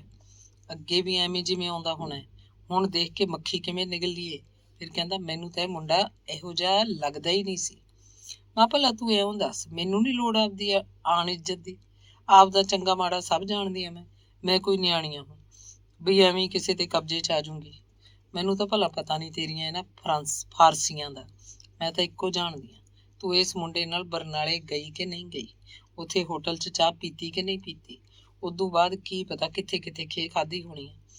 ਚੰਨਣ ਨਾਲ ਜਾਣ ਦਾ ਤਾਂ ਬਹਾਨਾ ਸੀ ਐਵੇਂ, ਤਾਂ ਹੀ ਤਾਂ ਮੈਂ ਹਰਿੰਦਰ ਨੂੰ ਭੇਜਿਆ। ਮੈਂ ਕਿਹਾ ਜਾ ਪੁੱਤ ਲੈ ਆ ਭੈਣ ਨੂੰ। ਮੁੰਡੇ ਵਿਚਾਰੀ ਨੂੰ ਕੀ ਇਲਮ ਵੀ ਮੈਂ ਕਿਉਂ ਲੈਣ ਭੇਜਿਆ ਉਹਨੂੰ। ਮੈਂ ਤਾਂ ਹੁਣ ਤਾਂ ਹੀ ਢਿੱਡ 'ਚ ਲਈ ਬੈਠੀ ਆ। ਮੈਂ ਤਾਂ ਅਜੇ ਤੇਰੇ ਬਾਪੂ ਕੋਲ ਗੱਲ ਨਹੀਂ ਕੀਤੀ, ਪਤਾ ਨਹੀਂ ਕਿਹੜੀਆਂ ਗੱਲਾਂ ਨੂੰ। ਤੂੰ ਹਾਲੇ ਵੀ ਸੁਧਰ ਜਾ। ਦੱਸ ਵੀ ਕੌਣ ਹੈ ਉਹ ਜਿਹਨੇ ਤੈਨੂੰ ਆਖਿਆ ਵੀ ਬਰਨਾਲੇ ਤੱਕ ਨਸੀਬ ਮੇਰੇ ਨਾਲ ਗਿਆ ਜਾਂ ਉੱਥੇ ਹੋਟਲ 'ਚ ਚਾਹ ਪੀਤੀ ਹੈ? ਸਭ ਝੂਠ ਹੈ। ਤੈਨੂੰ ਕਿਸੇ ਨੇ ਕੁਛ ਨਹੀਂ ਕਿਹਾ। ਤੂੰ ਇਹ ਸਭ ਗੱਲਾਂ ਮਨੋਂ ਜੋੜਦੀਆਂ। ਦੱਸਾਂ? ਦੱਸ ਦੇ। ਲਿਆਵਾਂ ਸ਼ਾਮੋ ਬੁੜੀ ਨੂੰ? ਸ਼ਾਮੋ ਕਿਹੜੀ? ਆ ਪ੍ਰਤਾਪੇ ਕੀ ਸ਼ਾਮੋ? ਹੋਰ ਕਿਹੜੀ? ਭਾਈ ਰੂਪਿਓ ਤੁਹਾਡੇ ਨਾਲ ਬੈਠੀ ਹੈ, ਸਲਾਬਤਪੁਰੇ ਨਾਲ ਗਈ ਹੈ, ਹੋਟਲ 'ਚ ਚਾਹ ਪੀਂਦੇ ਦੇਖਿਓ ਤੁਸੀਂ। ਹੋਰ ਦੱਸ। ਐਵੇਂ ਕੁੱਤੀ ਭੌਂਕਦੀ ਹੈ। ਮੈਂ ਤਾਂ ਦੇਖਿਆ ਨਹੀਂ ਉਹਨੂੰ। ਤੈਂ ਨਹੀਂ ਦੇਖਿਆ ਹੋਣਾ, ਉਹਨੇ ਤਾਂ ਦੇਖਿਆ ਸਭ ਕੁਛ ਆਖੀ ਜਾਵੇ। ਉਹ ਕਿੱਧਰਲੀ ਭਲੀ ਮਾਨਸ ਆ ਗਈ, ਸੌ ਜਾਣ ਦੀ ਚਗਲ, ਆਪਦੇ ਦਿਨ ਭੁੱਲ ਗਈ। ਹਾਂ ਉਹ ਤਾਂ ਚਗਲ ਹੈ, ਸਾਰਾ ਪਿੰਡ ਜਾਣਦਾ ਉਹਨੂੰ। ਹੁਣ ਤੂੰ ਵੀ ਚਗਲ ਬਣੇਗੀ, ਚੰਗਾ ਨਾਂ ਉੱਗਾ ਕਰੇਂਗੀ ਪਿਓ ਦਾਦੇ ਦਾ। ਪੁਸ਼ਪਿੰਦਰ ਨੂੰ ਜਿਵੇਂ ਇੱਕ ਧੱਕਾ ਲੱਗਿਆ ਹੋਵੇ। ਉਹ ਸੁੰਨ ਦੀ ਸੁੰਨ ਰਹਿ ਗਈ ਤੇ ਫਿਰ ਉਹਦੀਆਂ ਅੱਖਾਂ 'ਚੋਂ ਤ੍ਰਿਪ ਤ੍ਰਿਪ ਹੰਝੂ ਡਿੱਗਣ ਲੱਗੇ। ਹੰਝੂ ਉਹਨੇ ਪੂੰਝੇ ਨਹੀਂ, ਵਿਫਰੀ ਜੀ ਲਗਾਤਾਰ ਮਾਂ ਵੱਲ ਝਾਕੀ ਜਾ ਰਹੀ ਸੀ। ਫਿਰ ਮਾਂ ਪੀੜੀ ਤੋਂ ਉੱਠੀ। ਉਹਦੀਆਂ ਅੱਖਾਂ 'ਚ ਗੁੱਸੇ ਤੇ ਮੋਹ ਦਾ ਰਲਿਆ ਮਿਲਿਆ ਰੰਗ ਉਤਰ ਆਇਆ ਸੀ। ਪੁਸ਼ਪਿੰਦਰ ਨੇ ਚੁੰਨੀ ਦੇ ਲੜ ਨਾਲ ਇੱਕ ਇੱਕ ਕਰਕੇ ਦੋਵੇਂ ਅੱਖਾਂ ਪੂੰਝ ਲਈਆਂ। ਅਜੇ ਵੀ ਉਹਦੀਆਂ ਅੱਖਾਂ ਦੇ ਕੋਇਆਂ 'ਚ ਪਾਣੀ ਡਲਕ ਰਿਹਾ ਸੀ।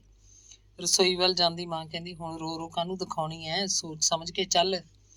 ਪੁਸ਼ਪਿੰਦਰ ਵਰਾਂਡੇ 'ਚ ਉੱਚੇ ਪਾਵਿਆਂ ਵਾਲੇ ਪਲੰਗ ਦੀ ਬਾਹੀ ਨੂੰ ਪਿੱਠ ਲਾ ਕੇ ਖੜੋਤੀ ਹੋਈ ਸੀ। ਰਸੋਈ 'ਚ ਜਾ ਕੇ ਮਾਂ ਨੇ ਇੱਕ ਕੌਲੀ 'ਚ ਦਾਲ ਪਾਈ, ਵਿੱਚ ਮੱਖਣੀ ਦਾ ਵੀ ਭੋਰਾ ਪਾਤਾ। ਥਾਲੀ 'ਚ ਕੌਲੀ ਰੱਖ ਕੇ 3 ਰੋਟੀਆਂ ਰੱਖਦੀਆਂ। ਪਲੰਗ ਤੇ ਥੋੜਾ ਪਰੇ ਪਿਆ ਛੋਟਾ ਮੇਜ਼ ਇੱਕ ਹੱਥ ਨਾਲ ਘੜੀਸਿਆ, ਉੱਤੇ ਥਾਲੀ ਰੱਖ ਕੇ ਪੁਸ਼ਪਿੰਦਰ ਨੂੰ ਕਿਹਾ, ਲੈ ਖਾ ਲੈ ਰੋਟੀ। ਮੈਂ ਤਾਂ ਇਹੀ ਕਹਿੰਦੀ ਹਾਂ ਬਈ ਸਮਝ ਕਰ, ਹੋਰ ਨਹੀਂ ਤਾਂ ਜਾਤ ਕੁਜਾਤ ਹੀ ਦੇਖ। ਜਾਤ ਕੁਜਾਤ ਦੇ ਨਾਂ ਤੇ ਪੁਸ਼ਪਿੰਦਰ ਦਾ ਮਨ ਫੇਰ ਉਛਲ ਆਇਆ। ਮਾਂ ਰਸੋਈ 'ਚ ਲੱਸੀ ਦਾ ਗਲਾਸ ਲੈਣ ਗਈ, ਪਰ ਪੁਸ਼ਪਿੰਦਰ ਤਾਂ ਰੋਟੀ ਦੀ ਥਾਲੀ ਮੇਜ਼ ਤੇ ਧਰੀ ਦੀ ਧਰੀ ਛੱਡ ਕੇ ਉੱਠ ਖੜੀ, ਵਿਹੜੇ ਵੱਲ ਤੁਰ ਪਈ। ਨਹੀਂ ਖਾਂਦੀ? ਨਾ ਖਾ, ਤੇਰੇ ਹਾੜੇ ਕੌਣ ਕੱਢੇ ਹੁਣ? ਮਾਂ ਨੇ ਮੇਜ਼ ਤੋਂ ਥਾਲੀ ਚੱਕੀ, ਲੱਸੀ ਦਾ ਗਲਾਸ ਉਵੇਂ ਹੱਥ 'ਚ ਸੀ, ਉਸੇ ਪੀੜੀ ਉੱਤੇ ਜਾ ਬੈਠੀ ਤੇ ਆਪ ਰੋਟੀ ਖਾਣ ਲੱਗੀ। ਇੱਕ ਬੁਰਕੀ ਮੂੰਹ 'ਚ ਪਾ ਕੇ ਉਹ ਪੁਸ਼ਪਿੰਦਰ ਵੱਲ ਝਾਕ ਕੇ ਉਹ ਬੈਠਕ 'ਚ ਚਲੀ ਗਈ ਸੀ। ਮਾਂ ਨੇ ਇੱਕੋ ਰੋਟੀ ਖਾਧੀ, ਫੇਰ ਤਾਂ ਜਿਵੇਂ ਉਹਦੀ ਭੁੱਖ ਹੀ ਮਰ ਗਈ ਹੋਵੇ। ਬੁਰਕੀ ਮੂੰਹ 'ਚ ਫੁੱਲ ਜਾਂਦੀ। ਉਹਨੇ ਲੱਸੀ ਦੀਆਂ 2 ਘੁੱਟਾਂ ਭਰੀਆਂ, ਥਾਲੀ ਗਲਾਸ ਚੁੱਕ ਕੇ ਰਸੋਈ 'ਚ ਜਾ ਧਰੇ। ਪ੍ਰਤਾਪੇ ਦੀ ਨੂੰਹ ਸ਼ਿਆਮੋ ਦੇ ਦੋਵੇਂ ਮੁੰਡੇ ਚੰਗਾ ਕਮਾਊ ਉੱਠੇ ਸੀ। ਇੱਕ ਹਲ ਹੇਠ ਵਾਹਵਾ ਜ਼ਮੀਨ ਸੀ। ਉਹਨਾਂ ਦਾ ਪਿਓ ਫੌਜੀ ਬੰਦਾ ਸੀ। ਉਹਨੇ ਦੁਨੀਆ ਦੇਖੀ ਹੋਈ ਸੀ, ਮੁੰਡਿਆਂ ਨੂੰ ਫਜ਼ੂਲ ਖਰਚ ਨਹੀਂ ਸੀ ਕਰਨ ਦਿੰਦਾ। ਇੱਧਰ ਉੱਧਰ ਸਾਕ ਸਕੀਰੀਆਂ 'ਚ ਤੁਰਿਆ ਫਿਰਦਾ ਰਹਿੰਦਾ, ਆਪਣੇ ਮੁੰਡਿਆਂ ਬਾਬਤ ਵਧਾ ਚੜਾ ਕੇ ਦੱਸਦਾ। ਅਖੀਰ ਇੱਕ ਜੱਟ ਨੇ ਆਪਣੀਆਂ ਦੋਵੇਂ ਕੁੜੀਆਂ ਉਹਦੇ ਮੁੰਡਿਆਂ ਨੂੰ ਦੇ ਦਿੱਤੀਆਂ। ਹੁਣ ਫੌਜੀ ਦੀਆਂ ਦੋਵੇਂ ਨੂੰਹਾਂ ਘਰ ਦਾ ਪੂਰਾ ਕੰਮ ਕਰਦੀਆਂ, ਆਪੋ 'ਚ ਸੁਰ ਰੱਖਦੀਆਂ। ਮੁੰਡਿਆਂ 'ਚ ਪੂਰਾ ਪਿਆਰ ਸੀ, ਦੇਹ ਵੇਲ ਕੇ ਖੇਤੀ ਦਾ ਕੰਮ ਕਰਦੇ, ਕੋਈ ਐਬ ਨਹੀਂ ਸੀ। ਹਮੇਸ਼ਾ ਹੀ ਕਮਾਈ ਵੱਲ ਧਿਆਨ। ਨੂੰਹਾਂ ਪੁੱਤ ਫੌਜੀ ਦੀ ਪੂਰੀ ਸੇਵਾ ਕਰਦੇ, ਜਿਵੇਂ ਉਹਨੂੰ ਰਾਜ ਦੁਆਰੇ ਬਿਠਾ ਰੱਖਿਆ ਹੋਵੇ। ਪਰ ਸ਼ਿਆਮੋ ਦੀ ਨੂੰਹਾਂ ਨਾਲ ਬਣਦੀ ਨਹੀਂ ਸੀ। ਨੂੰਹਾਂ ਦੇ ਕੰਮਾਂ 'ਚੋਂ ਖਾਹ ਨੱਕ ਬੁੱਲ ਕੱਢਦੀ ਰਹਿੰਦੀ। ਬੁੜ ਕਰਨਾ ਉਹਦਾ ਸੁਭਾਅ ਬਣ ਚੁੱਕਿਆ ਸੀ। ਫੌਜੀ ਹਮੇਸ਼ਾ ਨੂੰਹਾਂ ਦੇ ਪੱਖ 'ਚ ਬੋਲਦਾ। ਅਜਿਹਾ ਹੋਣ ਨਾਲ ਤਾਂ ਸ਼ਿਆਮੋ ਨੂੰ ਹੋਰ ਚੇਹ ਚੜ੍ਹਦੀ। ਉਹ ਫੌਜੀ ਨੂੰ ਹੀ ਗਾਲਾਂ ਕੱਢਣ ਲੱਗਦੀ, ਨੂੰਹਾਂ ਦਾ ਨਾਂ ਵਿੱਚ ਲਿਆ ਕੇ ਉਹਨੂੰ ਸੁਣੀਆਂ ਨਾ ਜਾਣ ਵਾਲੀਆਂ ਗੱਲਾਂ ਆਖਦੀ।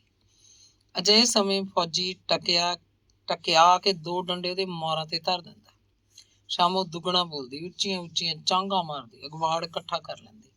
ਨੂੰਹਾਂ ਸ਼ਰਮ ਦੀਆਂ ਮਾਰੀਆਂ ਮੂੰਹ 'ਚ ਚੁੰਨੀਆਂ ਲੈ ਕੇ ਅੰਦਰ ਦੜ ਕੇ ਬੈਠ ਜਾਂਦੀਆਂ। ਗੁਆਂਢਣਾ ਉਹਨੂੰ ਸਮਝਾਉਂਦੀਆਂ, ਨੀ ਸ਼ਾਮ ਕੁਰੇ, ਤੂੰ ਨਾ ਹੁਣ ਬੋਲਿਆ ਕਰ, ਤੇਰਾ ਵੇਲਾ ਤਾਂ ਬੀਤ ਗਿਆ। ਚੁੱਪ ਕਰਕੇ 2 ਗੁੱਲੀਆਂ ਫੜਿਆ ਕਰ ਤੇ ਖਾ ਲਿਆ ਕਰ। ਕਾਹਨੂੰ ਨਿੱਤ ਝੱਜੂ ਪਵਾਉਣੀ ਹੈ, ਲੋਕਾਂ ਨੂੰ ਤਮਾਸ਼ਾ ਦਿਖਾਉਣੀ ਹੈ। ਉਹ ਕੁੜਤੀ ਚੁੱਕ ਤੀਵੀਆਂ ਨੂੰ ਆਪਣਾ ਪਿੰਡਾ ਦਿਖਾਉਂਦੀ ਤੇ ਪਰਲ ਅੱਖਾਂ ਵਿੱਚੋਂ ਪਾਣੀ ਵਗਾਉਂਦੀ। ਫੌਜੀ ਉਹਦੀ ਰੋਟੀ ਅੱਡ ਕਰ ਦਿੰਦਾ, ਆਟਾ ਪਿਹਾ ਕੇ ਦੇ ਦਿੰਦਾ, ਦਾਲਾਂ ਲਿਆ ਕੇ ਫੜਾ ਦਿੰਦਾ। ਆਖਦਾ, ਉਹ ਚੁੱਲ੍ਹਾ ਤੇਰਾ, ਆਪੇ ਪਕਾ ਆਪੇ ਖਾ, ਬਹੂਆਂ ਨਾਲ ਤੇਰਾ ਕੋਈ ਲਾਗਾ ਦੇਗਾ ਨਹੀਂ। ਨਿੱਤ ਮੈਨੂੰ ਖੱਜਲ ਕਰਦੀ ਹੈ, ਨਾਲੇ ਆਪ ਹੁੰਨੀ ਹੈ। ਸ਼ਾਮੋਂ 15-20 ਦਿਨ ਮਸਾਂ ਅੱਡ ਰੋਟੀ ਲਾਉਂਦੀ, ਨੂੰਹਾਂ ਨਾਲ ਆਨੀ ਬਾਨੀ ਬੋਲਣ ਲੱਗਦੀ। ਜਦ ਥੋੜਾ ਜਿੰਨਾ ਵੀ ਰਚ ਮਿਚ ਜਾਂਦੀ, ਨੂੰਹਾਂ ਉਹਨੂੰ ਗਲ ਲਾ ਲੈਂਦੀਆਂ, ਉਹਦਾ ਅੱਡ ਚੁੱਲ੍ਹਾ ਚੁਕਵਾ ਦਿੰਦੀਆਂ। ਉਹ ਨੂੰਹਾਂ 'ਚ ਬੈਠ ਕੇ ਰੋਟੀ ਖਾਣ ਲੱਗਦੀ, ਆਪਣੇ ਪੋਤੇ ਪੋਤੀਆਂ ਨੂੰ ਲੋਰੀਆਂ ਦਿੰਦੀ, ਜਿਵੇਂ ਇਸ ਘਰ 'ਚ ਕੋਈ ਝਗੜਾ ਕਲੇਸ਼ ਤਾਂ ਕਦੇ ਹੋਇਆ ਹੀ ਨਾ ਹੋਵੇ। ਉਹਦੇ ਪੁੱਤ ਹੁਣ ਉਹਨੂੰ ਕਦੇ ਵੀ ਕੁਝ ਨਹੀਂ ਸੀ ਆਖਦੇ, ਨਾ ਚੰਗੀ ਨਾ ਮਾੜੀ। ਉਹਨਾਂ ਨੇ ਤਾਂ ਸਗੋਂ ਬਹੂਆਂ ਨੂੰ ਵੀ ਵਰਜਿਆ ਹੋਇਆ ਸੀ ਵੀ ਤੁਸੀਂ ਮੂੰਹੋਂ ਬੋਲ ਨਹੀਂ ਕੱਢਣਾ ਕੋਈ, ਇਹ ਕਿੰਨਾ ਵੀ ਭੌਂਕੀ ਜਾਵੇ। ਉਹਨਾਂ ਦੀ ਮਾਂ ਨਾਲ ਉਹਨਾਂ ਦਾ ਪਿਓ ਹੀ ਨਿਬੜਦਾ। ਸ਼ਿਆਮੋ ਬਹੁਤ ਹੀ ਹਲਕੇ ਮੁੱਲ ਦੀ ਕੁੜਤੀ ਸਲਵਾਰ ਪਹਿਨਦੀ, ਸਿਰ ਤੇ ਮਲਮਲ ਦੀ ਚਿੱਟੀ ਚੁੰਨੀ ਲੈ ਕੇ ਰੱਖਦੀ। ਕੱਪੜੇ ਆਮ ਤੌਰ ਤੇ ਘਸੇ ਜਿਹੇ ਰਹਿੰਦੇ। ਨੂੰਹਾਂ ਕੱਪੜੇ ਧੋ ਦਿੰਦੀਆਂ, ਖਿਜੀ ਹੁੰਦੀ ਤਾਂ ਆਪ ਧੋ ਲੈਂਦੀ। ਪੈਰਾਂ 'ਚ ਨੋਕਾਂ ਵਾਲੀ ਦੁਖੱਲੀ ਜੁੱਤੀ, ਟੁੱਟੇ ਫਰੇਮ ਵਾਲੀ ਐਨਕ। ਉਹਦੀ ਨਿਗਾਹ ਕਮਜ਼ੋਰ ਸੀ ਤੇ ਉਹ ਕਈ ਸਾਲਾਂ ਤੋਂ ਇਹ ਐਨਕ ਲਾਉਂਦੀ ਆ ਰਹੀ ਸੀ। ਇੱਕ ਵਾਰੀ ਰਾਮਪੁਰੇ ਜਾ ਕੇ ਲਵਾ ਲਿਆਈ ਸੀ। ਬਹੁਤ ਨੇੜਿਓਂ ਦੇਖਣ ਲੱਗੀ ਐਨਕ ਉੱਤੇ ਇੱਕ ਹੱਥ ਦਾ ਛੱਪਰ ਜਿਹਾ ਬਣਾ ਲੈਂਦੀ, ਹੱਥ 'ਚ ਹਮੇਸ਼ਾ ਇੱਕ ਸੋਟੀ ਰੱਖਦੀ। ਅਗਵਾੜ 'ਚ ਸਾਰੇ ਲੋਕਾਂ ਦੇ ਘਰੇ ਸ਼ਿਆਮੋ ਦਾ ਆਉਣ ਜਾਣਾ ਸੀ। ਲੋਕਾਂ ਦੇ ਵਿਹੜਿਆਂ 'ਚ ਬੈਠ ਕੇ ਮੜਾਕ ਮੜਾਕ ਗੱਲਾਂ ਮਾਰਦੀ, ਪਰ ਪੁਰਾਣੇ ਲੋਕ ਉਹਦੀਆਂ ਕਰਤੂਤਾਂ ਤੋਂ ਜਾਣੂ ਸੀ। ਉਹ ਦਾਨੀ ਬੁੜੀ ਬਣਨ ਦੀ ਕੋਸ਼ਿਸ਼ ਕਰਦੀ, ਬਹੁਤਾ ਹੀ ਪਖੰਡ ਜਿਹਾ ਕਰਨ ਲੱਗਦੀ ਤਾਂ ਕੋਈ ਪੁਰਾਣਾ ਬੰਦਾ ਉਹਦੀ ਧਰੀ ਢਕੀ ਨਾ ਰਹਿਣ ਦਿੰਦਾ, ਥਾਂ ਹੀ ਲਾ ਦਿੰਦਾ। ਜਵਾਨੀ ਪਹਿਰੇ ਤਾਂ ਮੇਮਾਂ ਵਾਂਗੂ ਦਾਰੂਆਂ ਪੀਤੀਆਂ, ਮਾਰ ਫੜ ਕੇ 100 ਟਸਨ ਕੀਤੇ ਤੈਂ। ਤੇਰੇ ਚਿੱਟੇ ਦਰਖਤ ਵੀ ਹਰੇ ਨਹੀਂ ਹੋਏ ਹਾਲੇ ਤਾਈਂ, ਹੁਣ ਤੂੰ ਕਿੱਧਰੇ ਬਾਹਮਣੀ ਬਣ ਗਈ। ਜਿਸ ਦਿਨ ਨਸੀਬ ਤੇ ਪੁਸ਼ਪਿੰਦਰ ਭਾਈ ਰੂਪੇ ਦੇ ਅੱਡੇ ਤੋਂ ਅੱਡ ਅੱਡ ਹੋ ਕੇ ਬੱਸ ਚੜ੍ਹੇ ਸੀ, ਸ਼ਿਆਮੋ ਵੀ ਉੱਥੇ ਅੱਡੇ ਤੇ ਕਿਧਰੇ ਪੱਲਾ ਕਰੀ ਬੈਠੀ ਸੀ, ਐਨਕ ਦੇ ਟੁੱਟੇ ਫਰੇਮ ਨੂੰ ਬਾਰ-ਬਾਰ ਨੱਕ ਤੇ ਠੀਕ ਕਰਕੇ ਟਿਕਾਉਂਦੀ। ਇੱਕ ਇੱਟ ਉੱਤੇ ਬੈਠੀ ਹੋਈ ਸੀ, ਸੋਟੀ ਨੂੰ ਭੁੰਜੇ ਰੱਖ ਲਿਆ, ਹਰ ਪਾਸੇ ਝਾਕਦੀ, ਹਰ ਬੰਦੇ ਦੀ ਨਿਰਖ ਰੱਖਦੀ। ਉਹ ਬੱਸ ਚੜ੍ਹੇ ਤਾਂ ਉਹਨੇ ਵੀ ਬੱਸ ਬਦਲੀ, ਉਹੀ ਬੱਸ ਉਹਨਾਂ ਵਾਲੀ। ਨਸੀਬ ਤੇ ਪੁਸ਼ਪਿੰਦਰ ਇੱਕੋ ਸੀਟ ਤੇ ਬੈਠੇ ਸੀ, 2-3 ਸੀਟਾਂ ਛੱਡ ਕੇ ਸ਼ਿਆਮੋ ਮਗਰੀ ਕਿਧਰੇ ਬੈਠੀ ਸੀ, ਮੂੰਹ ਤੇ ਚੁੰਨੀ ਦਾ ਪੱਲਾ ਕੀਤਾ ਹੋਇਆ। ਸੋਟੀ ਸੀਟ ਦੇ ਨਾਲ ਹੀ ਥੱਲੇ ਲੰਮੀ ਪਾਤੀ। ਮੁੰਡੇ ਕੁੜੀ ਵੱਲ ਚੁੰਨੀ ਦੇ ਪੱਲੇ ਵਿੱਚ ਦੀ ਉਹ ਲਗਾਤਾਰ ਬਰਨਾਲੇ ਤੱਕ ਸਾਰੇ ਰਾਹ ਦੇਖਦੀ ਗਈ। ਉਹਨਾਂ ਦੀਆਂ ਹਰਕਤਾਂ ਤਾੜਦੀ, ਖੁਸ਼ ਹੁੰਦੀ, ਦੰਦ ਵੀ ਚੱਬਦੀ। ਬਰਨਾਲੇ ਜਾ ਕੇ ਉਹ ਬੱਸ 'ਚ ਉਤਰੇ। ਉਹ ਮਗਰੀ ਚੁੱਪ ਚਪੀਤੀ ਬੱਸ 'ਚ ਉਤਰ ਕੇ ਉਹਨਾਂ ਦੇ ਪਿੱਛੇ ਪਿੱਛੇ ਹੋ ਗਈ। ਉਹਨਾਂ ਨੂੰ ਹੋਟਲ 'ਚ ਵੜਦਿਆਂ ਦੇਖ ਕੇ ਉੱਥੇ ਹੀ ਛਾਪੜ ਕੇ ਬੈਠ ਗਈ। ਹੋਟਲ 'ਚੋਂ ਬਾਹਰ ਆਉਣ ਤੱਕ ਉਹ ਤਾਂ ਉੱਥੇ ਹੀ ਬੈਠੀ ਰਹੀ, ਜਿਵੇਂ ਉਸ ਦਿਨ ਉਹਦੇ ਲਈ ਇਹੀ ਕੰਮ ਹੋਵੇ। ਉਹ ਹੋਟਲ 'ਚੋਂ ਬਾਹਰ ਆਏ, ਸ਼ਿਆਮੋ ਨੇ ਦੋਵਾਂ ਦਾ ਚਿਹਰਾ ਸਵਾਰ ਅੱਖਾਂ ਪਾੜ ਦੇਖਿਆ। ਉਹਨਾਂ ਨੂੰ ਕੀ ਪਤਾ ਸੀ ਉਹਨਾਂ ਮਗਰ ਕੋਈ ਡੈਣ ਲੱਗੀ ਹੋਈ ਹੈ। ਬੱਸ ਸਟੈਂਡ ਦੀ ਭੀੜ 'ਚੋਂ ਕਿਧਰੇ ਗੁਆਚ ਗਏ ਤਾਂ ਸ਼ਿਆਮੋ ਢਿੱਡ 'ਚ ਪਿੰਡ ਦਾ ਵੱਡਾ ਭੇਤ ਲੈ ਕੇ ਤੇ ਕਹਿ ਅਹਿਸਾਸ ਨਾਲ ਸੰਤੁਸ਼ਟ ਹੋ ਕੇ ਫਰਵਾਈ ਦੇ ਰਾਹ ਪੈ ਗਈ। ਫਰਵਾਈ ਉਹਦੀ ਛੋਟੀ ਭੈਣ ਸੀ। ਕਦੇ ਕਦੇ ਉਹ ਆਪਣੇ ਟੱਬਰ 'ਚ ਅੱਕ ਜਾਂਦੀ ਤੇ ਭੈਣ ਨੂੰ ਮਿਲਣ ਫਰਵਾਈ ਆਉਂਦੀ।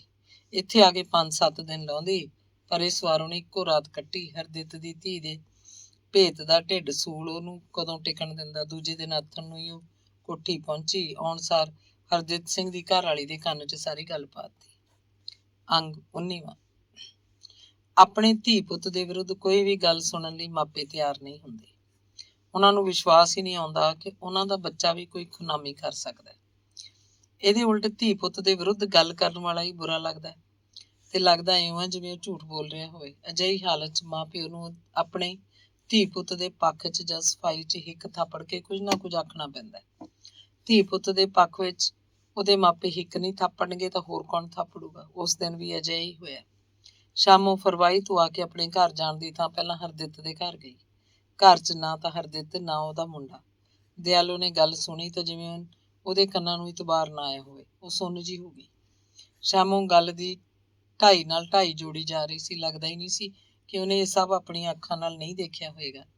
ਜਦੋਂ ਸਾਰੀ ਗੱਲ ਮੁਕਾ ਬੈਠੀ, ਦਿਆਲੋ ਦੀ ਪ੍ਰਤੀਕਿਰਿਆ ਦੇਖਣ ਲਈ ਉਹਦੇ ਮੂੰਹ ਵੱਲ ਟਿਕਟਿਕੀ ਲਾ ਕੇ ਝਾਕਣ ਲੱਗੀ ਤਾਂ ਦਿਆਲੋ ਦੇ ਮਨ 'ਚ ਹੌਸਲਾ ਇਕੱਠਾ ਕੀਤਾ, ਬੜਾ ਸਵਾਰ ਕੇ ਉਹਨੂੰ ਕਹਿੰਦੀ, ਸ਼ਾਮ ਘਰੇ ਬੰਦਾ ਜਿਹੋ ਜਿਹਾ ਹੁੰਦਾ ਹੈ ਉਹੋ ਜਿਹੀ ਗੱਲ ਕਰਦਾ। ਤੂੰ ਤਾਂ ਜਮਾਂ ਹੀ ਮੇਰੀ ਧੀ ਦੀ ਕਹਾਣੀ ਬਣਾ ਕੇ ਤੋਰਤੀ। ਤੈਨੂੰ ਕੀ ਪਤਾ ਵੀ ਨਾਈਆਂ ਦਾ ਮੁੰਡਾ ਤਾਂ ਅਸੀਂ ਆਪ ਤੋਰਿਆ ਕੁੜੀ ਨਾਲ। ਉਹਦਾ ਕਿੱਦਣ ਦਾ ਸਾਡੇ ਘਰ ਆਉਣ ਜਾਣ। ਜਿਹੋ ਜਿਹਾ ਸਾਡਾ ਹਰਿੰਦਰ ਉਹ ਜਾਊ। ਉਹਨੇ ਸੰਘੇੜੀ ਜਾਣਾ ਸੀ ਆਪਦੀ ਮਾਂ ਕੋਲ ਤੇ ਸਾਡੀ ਪਿੰਦਰ ਨੇ ਜਾਣਾ ਸੀ ਚੰਨਣ ਨਾਲ ਨਾਨਕੀ। ਉਹ ਮੁੰਡਾ ਉਹਦੇ ਨਾਲ ਉੱਠ ਗਿਆ ਤਾਂ 10 ਕੀ ਭੁਚਾਲ ਆ ਗਿਆ। ਹੋਟਲ 'ਚ ਚਾਹ ਪੀ ਲਈ ਤਾਂ ਕੀ ਹੋ ਗਿਆ। ਇੱਥੇ ਨਿੱਤ ਅਸੀਂ ਸਾਰਾ ਟੱਬਰ ਬੈਠਕ 'ਚ ਇਕੱਠੇ ਚਾਹ ਪੀਂਦੇ ਹਾਂ। ਵਿੱਚ ਹੀ ਉਹ ਮੁੰਡਾ ਹੁੰਦਾ। ਕਾਲਜ 'ਚ ਰਾਮਪੁਰੇ ਜਾ ਕੇ ਮੁੰਡੇ ਕੁੜੀਆਂ ਇਕੱਠੇ ਨਹੀਂ ਬੈਠਦੇ, ਜਾਂ ਕੀ ਇਕੱਠੇ ਚਾਹ ਨਹੀਂ ਪੀਂਦੇ। ਜਾਂ ਤਾਂ ਹੋਰ ਦੱਸ, ਤੂੰ ਕੀ ਦੇਖਿਆ? ਐਵੇਂ ਫੰਗਾਂ ਤੋਂ ਡਾਰਾਂ ਬਣਾ ਧਰੀਆਂ ਤੂੰ ਆਪਦੀ ਮੰਜੀ ਥੱਲੇ ਸੋਟਾ ਮਾਰ ਖਾਂ। ਤੂੰ ਕੀ ਨਹੀਂ ਕੀਤਾ। ਹੁਣ ਤੂੰ ਸਾਡੀਆਂ ਧੀਆਂ ਨੂੰ ਵੀ ਪੈ ਨਿਕਲੀ। ਖਬਰਦਾਰ ਜੇ ਮੇਰੀ ਧੀ ਦੀ ਕੋਈ ਗੱਲ ਕਰੀਏ, ਉਹਦੇ ਪਿਓ ਨੂੰ ਪਤਾ ਲੱਗ ਗਿਆ ਤਾਂ ਤੇਰੀਆਂ ਲੀਰਾਂ ਕਿਹੜਾ ਨਹੀਂ ਬਣਾ ਦੂ। ਮੇਰੇ ਕੋਲੇ ਤਾਂ ਤੂੰ ਆ ਗਈ, ਗਾਹਾਂ ਕਿਸੇ ਕੋਲੇ ਗੱਲ ਆਖੀ ਤਾਂ ਸਮਝ ਸੋਚ ਕੇ ਆਖੀ, ਤੈਨੂੰ ਹੁਣੇ ਦੱਸ ਦਿੰਦੀ ਆ। ਦਿਆਲੋ ਦਾ ਉਲਟਾ ਵਿਖਿਆਨ ਸੁਣ ਕੇ ਸ਼ਾਮੂ ਭੈਮਾਨ ਹੋ ਗਈ। ਉਹਨੂੰ ਹਰਦਿੱਤ ਦੇ ਵੱਡੇ ਘਰ ਦਾ ਸੇਕ ਵੀ ਮਾਰਨ ਲੱਗਿਆ। ਉਹਨੇ ਚਿੱਤ 'ਚ ਸੋਚਿਆ, ਮਨਾ ਇਹ ਕੁਝ ਕਾਹਨੂੰ ਆਖਣਾ ਸੀ ਇਹਨਾਂ ਦੇ ਘਰ ਆ ਕੇ, ਇਹ ਤੀਵੀਂ ਤਾਂ ਉਲਟਾ ਮੈਨੂੰ ਹੀ ਪੁਣਨ ਲੱਗ ਪਈ। ਤੇ ਫਿਰ ਸ਼ਾਮੂ ਦੇ ਦਿਮਾਗ 'ਚ ਇੱਕ ਚੰਗਿਆੜਾ ਜਿਹਾ ਭੜਕਿਆ। ਉਹਨੇ ਆਪਣੇ ਦਿਲ 'ਚ ਆਖਿਆ, ਲੈ ਮੈਨੂੰ ਕੀ, ਨਹੀਂ ਮੰਨਦੀ ਇਹ ਨਾ ਮੰਨੇ, ਜਿੱਦਣ ਭਰਿਆੜ ਹੋਏ ਆਪੇ ਅੱਖਾਂ 'ਚ ਘਸੁੰਨ ਦੇ ਕੇ ਰੋਊਗੀ, ਉਦਣ ਤਾਂ ਮੰਨੂਗੀ, ਮੈਂ ਕੀ ਲੈਣਾ ਮਨਾ ਕੇ। ਤੇ ਫਿਰ ਅਧੀਰ ਜੀ ਹੋ ਕੇ ਸ਼ਾਮੂ ਨੇ ਦਿਆਲੋ ਮੂਹਰੇ ਹੱਥ ਬੰਨੇ, ਆਖਿਆ, ਭੈਣੇ ਮੈਨੂੰ ਨਹੀਂ ਸੀ ਪਤਾ, ਮੈਨੂੰ ਤਾਂ ਕਮਲੀ ਜੀ ਗੱਲ ਲੱਗੀ। ਸਾਨੂੰ ਪੁਰਾਣੇ ਬੰਦਿਆਂ ਨੂੰ ਕੀ ਪਤਾ ਨਵੇਂ ਮੁੰਡੇ ਕੁੜੀਆਂ ਦੀਆਂ ਗੱਲਾਂ ਦਾ। ਮੈਂ ਤਾਂ ਤੁਹਾਨੂੰ ਆਪਦਾ ਜਾਣ ਕੇ ਆ ਗਈ ਤੁਹਾਡੇ ਘਰ, ਮੈਂ ਕਿਹੜਾ ਹੋਰ ਕਿਸੇ ਕੋਲ ਗੱਲ ਕੀਤੀ ਹੈ ਜਾਂ ਕਰੂੰਗੀ, ਮੈਨੂੰ ਮਾਫੀ ਦੇ ਭੈਣੇ। ਤੇ ਗੋਡਿਆਂ ਉੱਤੇ ਹੱਥ ਦਾ ਭਾਰ ਪਾ ਕੇ ਵਹਿਗਰੂ ਵਹਿਗਰੂ ਕਹਿੰਦੀ ਉੱਠ ਖੜੀ, ਆਪਣੀ ਸੋਟੀ ਸੰਭਾਲੀ, ਨੱਕ ਤੇ ਐਨਕ ਠੀਕ ਕੀਤੀ, ਚੁੰਨੀ ਦਾ ਲੜ ਮੋਢੇ ਉੱਤੇ ਪਛਾਹ ਨੂੰ ਸੁੱਟ ਕੇ ਹੌਲੀ ਹੌਲੀ ਕਦਮ ਧਰਦੀ ਹਰਦਿੱਤ ਸਿੰਘ ਦੇ ਘਰੋਂ ਤੁਰ ਰਹੀ। ਦਿਆਲੋ ਨੇ ਆਪਣੀ ਜਾਨ 'ਚ ਸ਼ਾਮੂ ਦਾ ਮੂੰਹ ਤਾਂ ਬੰਦ ਕਰਤਾ, ਪਰ ਉਹਦੇ ਧੁਰ ਅੰਦਰ ਇੱਕ ਅੱਗ ਮੱਚ ਪਈ। ਧੀ ਦੀ ਗੱਲ ਸੁਣ ਕੇ ਉਹਦਾ ਕਾਲਜਾ ਪੱਛਿਆ ਗਿਆ। ਸੋਚਾਂ ਦੇ ਗੁਬਾਰ 'ਚ ਉਤਰ ਕੇ ਉਹਨੂੰ ਲੱਗਿਆ ਕਿ ਪੁਸ਼ਪਿੰਦਰ ਹੁਣ ਮੁੜ ਕੇ ਘਰ ਨਹੀਂ ਆਏਗੀ।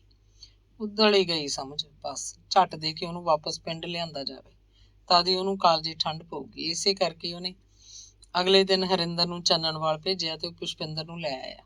ਪੁਸ਼ਪਿੰਦਰ ਆਈ ਤਾਂ ਦਿਆਲੋ ਆਨੀ ਬਾਨੀ ਗੁੱਸੇ ਹੋ ਕੇ ਉਹਦੇ ਨਾਲ ਖਿਜੀ। ਸਭਨਾਂ ਤੋਂ ਚੋਰੀ ਹੌਲੀ ਹੌਲੀ ਉਹਦੇ ਨਾਲ ਗੱਲ ਕਰਦੀ, ਗੁੱਸੇ 'ਚ ਗਲ ਭਰੀ ਹੋਈ, ਪਰ ਸਮਝ ਕਰਕੇ ਬੋਲਦੀ। ਅਧਰਿਆ ਕੁੜੀ ਤੋਂ ਸਾਰਾ ਭੇਦ ਚੇਤ ਲੈਂਦੀ। ਕਦੇ ਉਹਨੂੰ ਲੱਗਦਾ ਸ਼ਾਮੋ ਕੁੱਤੀ ਤੀਵੀਂ ਨੇ ਐਵੇਂ ਗੱਲ ਬਣਾ ਧਰੀ ਹੈ, ਉਹਦੀ ਧੀ ਕਾਹਨੂੰ ਇਹੋ ਜਿਹੀ ਹੈ। ਪਰ ਜਦੋਂ ਹੀ ਉਹਨੂੰ ਸੱਚ ਆਉਂਦਾ, ਉਹ ਪੁਸ਼ਪਿੰਦਰ ਵੱਲੋਂ ਬੇਦਿਮਾਗ ਜੀ ਕਿਸੇ ਜ਼ਖਮੀ ਜਾਨਵਰ ਵਾਂਗ ਟੁੱਟ ਕੇ ਪੈ ਜਾਂਦੀ। ਉਹਦੇ ਕੋਲੋਂ ਆਪਣਾ ਆਪ ਸੰਭਾਲਣਾ ਮੁਸ਼ਕਿਲ ਹੋ ਜਾਂਦਾ। ਉਹਦੇ ਦਿਮਾਗ 'ਚ ਇਹ ਗੱਲ ਨਿਕਲਦੀ ਨਹੀਂ ਸੀ, ਨਿੱਤ ਉਹ ਇਹ ਗੱਲ ਛੇੜ ਲੈਂਦੀ। ਪੁਸ਼ਪਿੰਦਰ ਦਾ ਜਿਉਣਾ ਦੁੱਭਰ ਕਰ ਰੱਖਿਆ ਸੀ। ਕੁੜੀ ਸਾਫ਼ ਮੁੱਕਰ ਗਈ ਤੇ ਹੁਣ ਮਾਂ ਦੇ ਕੁਰਖਤ ਤੇ ਸਖਤ ਵਤੀਰੇ ਸਾਹਮਣੇ ਨਾਬਰ ਵੀ ਹੋਣ ਲੱਗੀ। ਮਾਂ ਨੂੰ ਉਲਟਾ ਜਵਾਬ ਕਰਦੀ, ਗੱਲ 'ਚ ਦੱਸਦੀ ਕਿ ਉਹ ਕਿਹੜੀ ਨਿਆਣੀ ਹੈ, ਉਹਨੂੰ ਕਿਹੜਾ ਅਕਲ ਨਹੀਂ, ਉਹਨੂੰ ਆਪਣੇ ਨਫੇ ਨੁਕਸਾਨ ਦਾ ਸਾਰਾ ਪਤਾ ਹੈ। ਇੰਨੇ ਦਿਨਾਂ ਦੀ ਮਗਜ਼ ਖਪਾਈ ਬਾਅਦ ਦਿਆਲੂ ਹੰਭ ਕੇ ਬੈਠ ਗਈ ਤੇ ਫਿਰ ਉਹਨੂੰ ਮਹਿਸੂਸ ਹੋਇਆ ਕਿ ਕੁੜੀ 'ਚ ਕੋਈ ਨੁਕਸ ਨਹੀਂ, ਐਵੇਂ ਉਹ ਇੰਨੇ ਦਿਨ ਉਹਦੀ ਜਾਨ ਖਾਂਦੀ ਰਹੀ ਹੈ। ਸ਼ੈਮੋ ਦੀ ਗੱਲ ਸੁਣ ਕੇ ਐਵੇਂ ਉਹਨੇ ਕੁੜੀ ਦਾ ਖਹਿੜਾ ਕਰ ਲਿਆ, ਆਪਣੀ ਜਾਨ ਨੂੰ ਵੀ ਦੁਖੀ ਕੀਤੀ। ਜੇ ਹੋਵੇ ਵੀ ਤਾਂ ਅੱਜ ਕੱਲ੍ਹ ਦੇ ਕਾਲਜਾਂ 'ਚ ਪੜ੍ਹਦੇ ਮੁੰਡੇ ਕੁੜੀਆਂ 100 ਵਾਰੀ ਇਕੱਠੇ ਹੁੰਦੇ ਆ, ਹੋਟਲ 'ਚ ਚਾਹ ਪੀਣੀ ਕਿੱਧਰ ਲਾਕੋ ਕਰਮ ਹੈ। ਦਿਆਲੂ ਨੂੰ ਆਪਣੇ ਜੱਟ ਅਭਿਮਾਨ ਦਾ ਆਸਰਾ ਵੀ ਮਿਲਣ ਲੱਗਦਾ। ਉਹ ਸੋਚਦੀ, ਨਾਈਆਂ ਦੇ ਮੁੰਡੇ ਦੀ ਕੀ ਮਜਾਲ ਵੀ ਉਹਨਾਂ ਦੀ ਕੁੜੀ ਵੱਲ ਮੈਲੀ ਨਜ਼ਰ ਨਾਲ ਝਾਕ ਵੀ ਜਾਵੇ। ਉਸ ਦਿਨ ਛਪੇ ਨਸੀਬ ਉਹਨਾਂ ਦੇ ਘਰ ਆਇਆ, ਪਰ ਹਰਦਿੱਤ ਸਿੰਘ ਹੋਰੀ ਤਾਂ ਹਾਲੇ ਖੇਤੋਂ ਹੀ ਨਹੀਂ ਮੁੜੇ ਸੀ। ਦਿਆਲੋ ਨੇ ਨਸੀਬ ਨੂੰ ਰਸੋਈ ਮੂਹਰੇ ਡਏ ਪਏ ਮੰਜੇ ਤੇ ਬਿਠਾ ਲਿਆ। ਪੁਸ਼ਪਿੰਦਰ ਨੇ ਨਸੀਬ ਨਾਲ ਇੱਕ ਅੱਧ ਰਸਮੀ ਜੀ ਗੱਲ ਕੀਤੀ, ਬਸ ਐਵੇਂ ਬੁਲਾਉਣ ਦਾ ਬਹਾਨਾ ਹੀ। ਬਿਜਲੀ ਦਾ ਬੱਲਬ ਦਿਆਲੋ ਨੇ ਜਗਾਤਾ। ਚਾਨਣ 'ਚ ਉਹਨੇ ਬੜੀ ਗੌਰ ਨਾਲ ਦੋਹਾਂ ਨੂੰ ਗੱਲ ਕਰਦਿਆਂ ਕਾਂ ਅੱਖ ਨਾਲ ਤਾੜਿਆ, ਪਰ ਨਾ, ਉਹਨਾਂ ਦੀ ਗੱਲ ਕੱਥ ਤੇ ਦੇਖਣੀ ਪਾਖਣੀ ਤੋਂ ਬਿਲਕੁਲ ਨਹੀਂ ਸੀ ਦਿਸਦਾ ਕਿ ਉਹਨਾਂ ਦੇ ਮਨਾਂ 'ਚ ਕੋਈ ਮੈਲ ਹੋਏਗੀ। ਦਿਆਲੋ ਨੂੰ ਤਾਂ ਪਹਿਲਾਂ ਵਾਂਗ ਹੀ ਸਧਾਰਨ ਵਰਤਾਅ ਕਰਦੇ ਪ੍ਰਤੀਤ ਹੋਏ। ਦਿਆਲੋ ਨੇ ਤੌੜੀ ਦਾ ਪੱਕਾ ਦੁੱਧ ਲਾ ਕੇ ਨਸੀਬ ਨੂੰ ਗਲਾਸ ਫੜਾਇਆ। ਉਹਨੇ ਘੁੱਟੀ ਘੁੱਟੀ ਦੁੱਧ ਪੀ ਲਿਆ। ਦੁੱਧ ਪੀਂਦਾ ਉਹ ਤਾਂ ਬੜਾ ਹੀ ਸਾਊ ਲੱਗ ਰਿਹਾ ਸੀ। ਫਿਰ ਦਿਆਲੋ ਨੇ ਉਹਨੂੰ ਆਖਿਆ, ਭਾਈ ਨਸੀਬ, ਤੇਰਾ ਮਾਮਾ ਤਾਂ ਪਤਾ ਨਹੀਂ ਕਦੋਂ ਆਵੇ ਹੁਣ, ਤੇ ਨਾਲੇ ਜੇ ਆ ਵੀ ਗਿਆ ਤਾਂ ਉਹ ਤੋਂ ਰਾਮਪੁਰੇ ਕੱਲ ਨੂੰ ਤਾਂ ਜਾਇਆ ਹੀ ਨਹੀਂ ਜਾਣਾ। ਨਰਮੇ ਦੀ ਬਜਾਈ ਮੁੱਕਾ ਕੇ ਹੁਣ ਤਾਂ ਘਰੋਂ ਨਿਕਲਿਆ ਜਾਊ ਕਿਧਰੇ। ਤੂੰ 2 ਦਿਨ ਹੋਰ ਜਰਾਂਦ ਕਰ, ਫਿਰ ਤੈਨੂੰ ਲੈ ਜਾਊ ਰਾਮਪੁਰੇ। ਰਾਮਪੁਰੇ ਕਿਹੜਾ ਦੂਰ ਹੈ, ਹਰ ਦਿਲ ਸੋਨੂੰ ਬਥੇਰਾ ਕਹਿ ਦੂ। ਨਸੀਬ ਕਈ ਦਿਨਾਂ ਤੱਕ ਮੁੜ ਕੇ ਉਹਨਾਂ ਦੇ ਘਰ ਨਹੀਂ ਆਇਆ, ਤੇ ਨਾਲੇ ਇਹ ਤਾਂ ਉਹਨਾਂ ਦੇ ਘਰ ਜਾਣ ਦਾ ਇੱਕ ਬਹਾਨਾ ਸੀ। BA ਦਾ ਨਤੀਜਾ ਤਾਂ ਅਜੇ ਨਿਕਲਿਆ ਨਹੀਂ ਸੀ। BA ਤੋਂ ਪਹਿਲਾਂ ਉਹਨੂੰ ਕਿਹੜੀ ਨੌਕਰੀ ਮਿਲ ਜਾਣੀ ਸੀ। ਪੁਸ਼ਪਿੰਦਰ ਨੇ ਭਾਵੇਂ ਆਪ ਹੀ ਨਸੀਬ ਨੂੰ ਸਮਝਾ ਦਿੱਤਾ ਸੀ ਕਿ ਉਹਨਾਂ ਦੇ ਘਰ ਕਦੇ ਕਦੇ ਹੀ ਆਵੇ, ਬਹੁਤਾ ਨਾ ਆਵੇ, ਫਿਰ ਵੀ ਉਹ ਉਹਨੂੰ ਉਡੀਕਦੀ ਰਹਿੰਦੀ। ਨਸੀਬ ਉਸ ਆਥਣ ਤੋਂ ਬਾਅਦ ਕਦੇ ਵੀ ਨਹੀਂ ਆਇਆ ਸੀ। ਪੁਸ਼ਪਿੰਦਰ ਘਰ 'ਚ ਕੈਦਣ ਜੀ ਬਣ ਕੇ ਰਹਿਣ ਲੱਗੀ। ਨਾ ਪਿੰਡ 'ਚ ਕਿਧਰੇ ਕਿਸੇ ਦੇ ਘਰ ਜਾਂਦੀ, ਨਾ ਨਸੀਬ ਨੂੰ ਉਹਨਾਂ ਦੇ ਘਰ ਜਾ ਕੇ ਮਿਲਣ ਦੀ ਕੋਸ਼ਿਸ਼ ਕਰਦੀ। ਬਸ ਹੁਣ ਤਾਂ ਨਤੀਜਾ ਨਿਕਲਣ ਦੀ ਉਡੀਕ ਰੱਖਦੀ, ਦਿਲ 'ਚ ਬੇਨਤੀਆਂ ਕਰਦੀ ਰਹਿੰਦੀ ਵੀ ਨਸੀਬ ਚੰਗੇ ਨੰਬਰ ਲੈ ਕੇ ਪਾਸ ਹੋ ਜਾਏ ਤੇ ਉਹਦੀ ਆਪਣੀ ਕੋਈ ਗੱਲ ਨਹੀਂ। ਅਖੀਰ ਉਡੀਕਦੇ BA ਦਾ ਨਤੀਜਾ ਅਖਬਾਰ 'ਚ ਆ ਗਿਆ। ਦੋਵੇਂ ਪਾਸ ਸੀ। ਦੋਵਾਂ ਦੀ ਸੈਕਿੰਡ ਡਿਵੀਜ਼ਨ ਆਈ ਸੀ। ਨਸੀਬ ਹੀ ਅਖਬਾਰ ਲੈ ਕੇ ਪੁਸ਼ਪਿੰਦਰ ਕੋਲ ਉਹਨਾਂ ਦੇ ਘਰ ਭੱਜਿਆ ਆਇਆ। ਦਿਆਲੂ ਨੇ ਚਾਹ ਬਣਾਈ। ਹਰਿੰਦਰ ਦੁਕਾਨ ਤੋਂ 2 ਕਿਲੋ ਲੱਡੂ ਲੈ ਆਇਆ। ਉਸ ਦਿਨ ਤਾਂ ਹਰਦਿਤ ਸਿੰਘ ਵੀ ਘਰ ਸੀ, ਉਹਨਾਂ ਦਾ ਸੀਰੀ ਪਾਲੀ ਵੀ, ਸਭ ਨੇ ਲੱਡੂ ਖਾਦੇ। ਸਭ ਪੁਸ਼ਪਿੰਦਰ ਦੇ BA ਪਾਸ ਕਰ ਜਾਣ ਦੀਆਂ ਖੁਸ਼ੀਆਂ ਮਨਾ ਰਹੇ ਸੀ। ਨਸੀਬ ਦੀ ਗੱਲ ਤਾਂ ਹਰਿੰਦਰ ਨੇ ਇੱਕ ਵਾਰੀ ਕੀਤੀ। ਪੁਸ਼ਪਿੰਦਰ ਨੂੰ ਜਿੰਨੀ ਖੁਸ਼ੀ ਨਸੀਬ ਦੀ ਸੀ, ਆਪਣੀ ਨਹੀਂ ਸੀ, ਜਿਵੇਂ ਇਹ ਸਭ ਕੁਝ ਨਸੀਬ ਦੀ ਖੁਸ਼ੀ 'ਚ ਹੀ ਕੀਤਾ ਜਾ ਰਿਹਾ ਹੋਵੇ।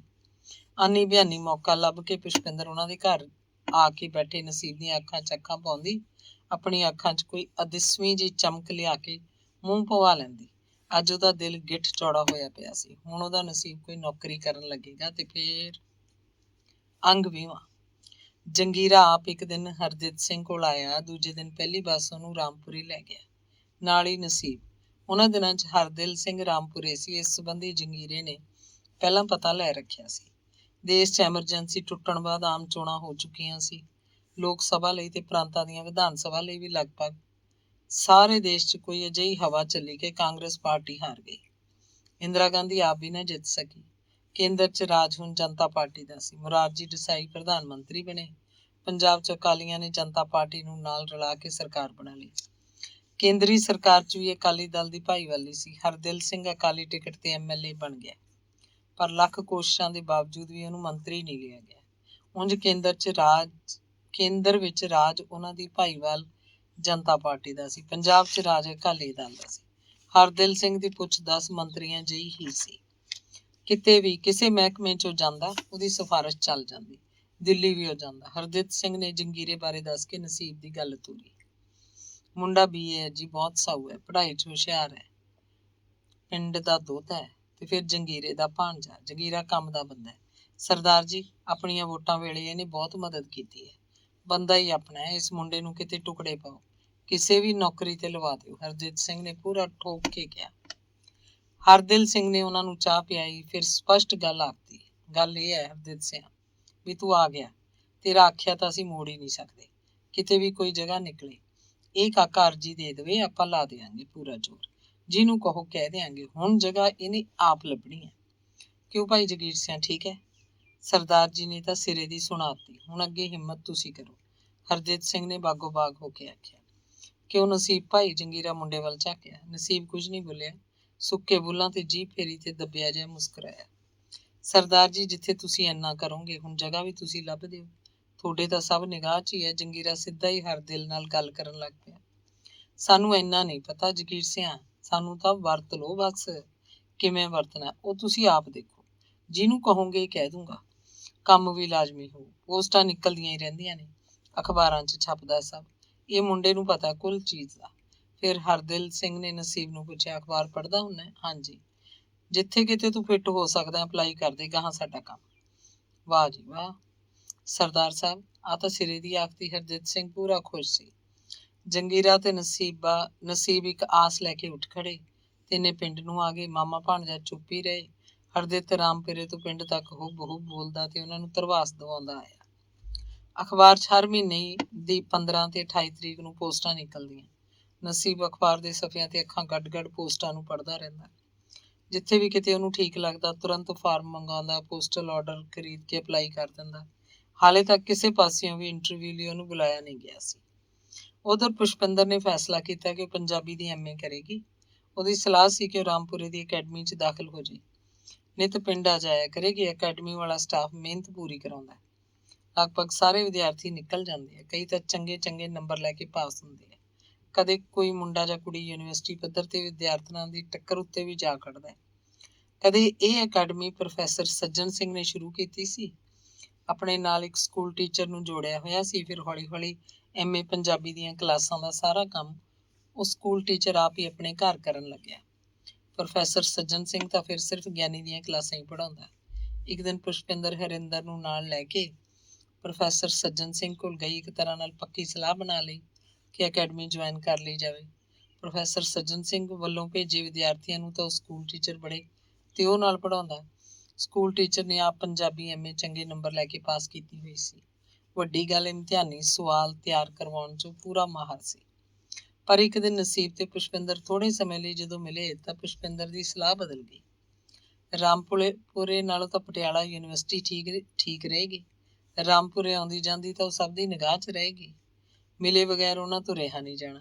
ਪਟਿਆਲੇ ਦਾਖਲ ਹੋਇਆ ਜਾਏ ਤਾਂ ਮਿਲਣ ਗਿਲਣ ਦੇ ਮੌਕੇ ਵਧੀਆ ਮਿਲ ਜਾਇਆ ਕਰਨਗੇ। ਘਰ 'ਚ ਪੁਸ਼ਪਿੰਦਰ ਨੇ ਗੱਲ ਬਣਾਈ ਕਿ ਯੂਨੀਵਰਸਿਟੀ ਜਾ ਕੇ ਪੜ੍ਹਾਈ ਵਧੀਆ ਹੋਊਗੀ, ਕੋਈ ਪੋਜੀਸ਼ਨ ਵੀ ਆ ਸਕਦੀ ਹੈ, ਤੇ ਨਾਲੇ ਯੂਨੀਵਰਸਿਟੀ ਜਾ ਕੇ ਪੜ੍ਹਨ ਦੀ ਤਾਂ ਠੋਕ ਹੀ ਹੋਰ ਹੈ। ਖਰਚ ਦੀ ਕੀ ਪਰਵਾਹ ਸੀ ਹਰਦਿੱਤ ਸਿੰਘ ਦੇ ਘਰ ਜੰਮ ਕੇ।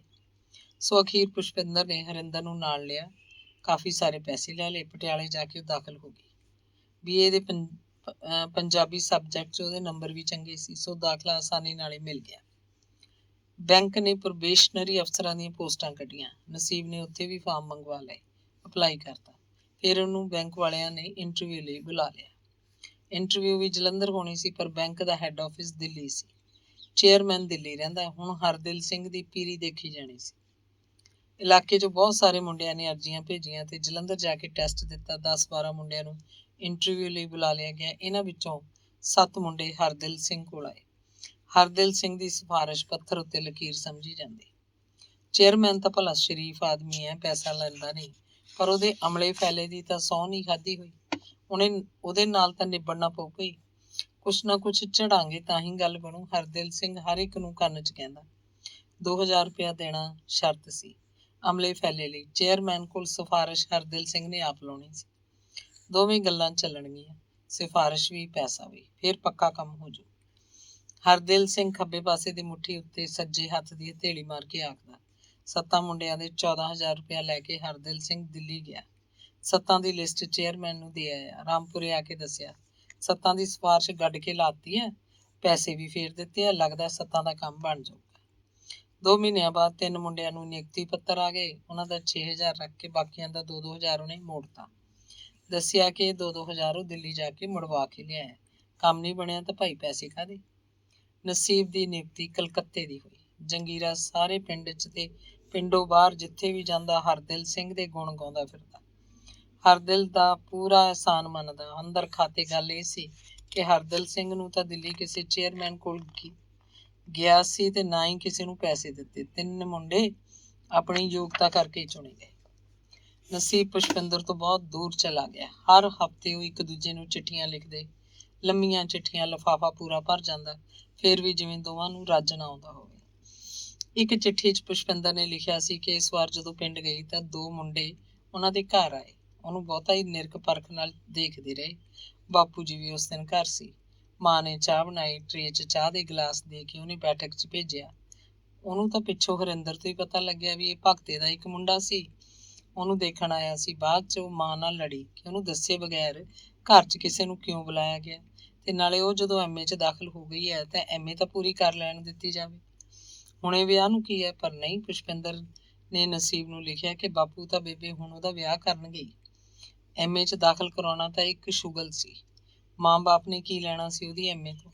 ਉਹਨੂੰ ਡਰ ਹੈ ਕਿ ਜਦੋਂ ਹੀ ਕੋਈ ਮਾਪਿਆਂ ਦੀ ਮਨਪਸੰਦ ਮੁੰਡਾ ਮਿਲ ਗਿਆ, ਉਹਨੂੰ ਵਿੰਨਤਾ ਜਾਊਗਾ। ਉਹਨੂੰ ਲੱਗਦਾ ਜਿਵੇਂ ਮਾਂ ਉਹ ਤੋਂ ਕੋਈ ਬਦਲਾ ਲੈਣਾ ਚਾਹੁੰਦੀ ਹੋਵੇ। ਹਾਲੇ ਹੀ ਕਿਹੜਾ ਉਹ ਬੁੜੀ ਹੋ ਚੱਲੀ ਹੈ, ਹਾਲੇ ਹੀ ਭਲਾ ਵਿਆਹ ਦੀ ਕਿਹੜੀ ਲੋੜ ਹੈ ਉਹਨੂੰ।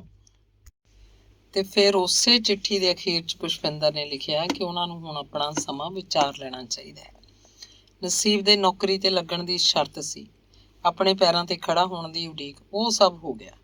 ਪੁਸ਼ਪਿੰਦਰ ਨੇ ਇਹ ਵੀ ਲਿਖਿਆ ਕਿ ਇਸ ਬਾਰੇ ਘਰ 'ਚ ਗੱਲ ਛੇੜਨੀ ਤਾਂ ਫਜ਼ੂਲ ਹੈ, ਉਹ ਕਦੇ ਵੀ ਇਹ ਮਨਜ਼ੂਰ ਨਹੀਂ ਕਰਨਗੇ, ਸੋ ਕਿਉਂ ਨਾ ਬਾਹਰ ਹੀ ਕਿਧਰੇ ਕਿਸੇ ਦੇ ਘਰ ਜਾਂ ਗੁਰਦੁਆਰੇ 'ਚ ਆਨੰਦ ਕਾਰਜ ਕਰਵਾ ਲਏ ਜਾਣ।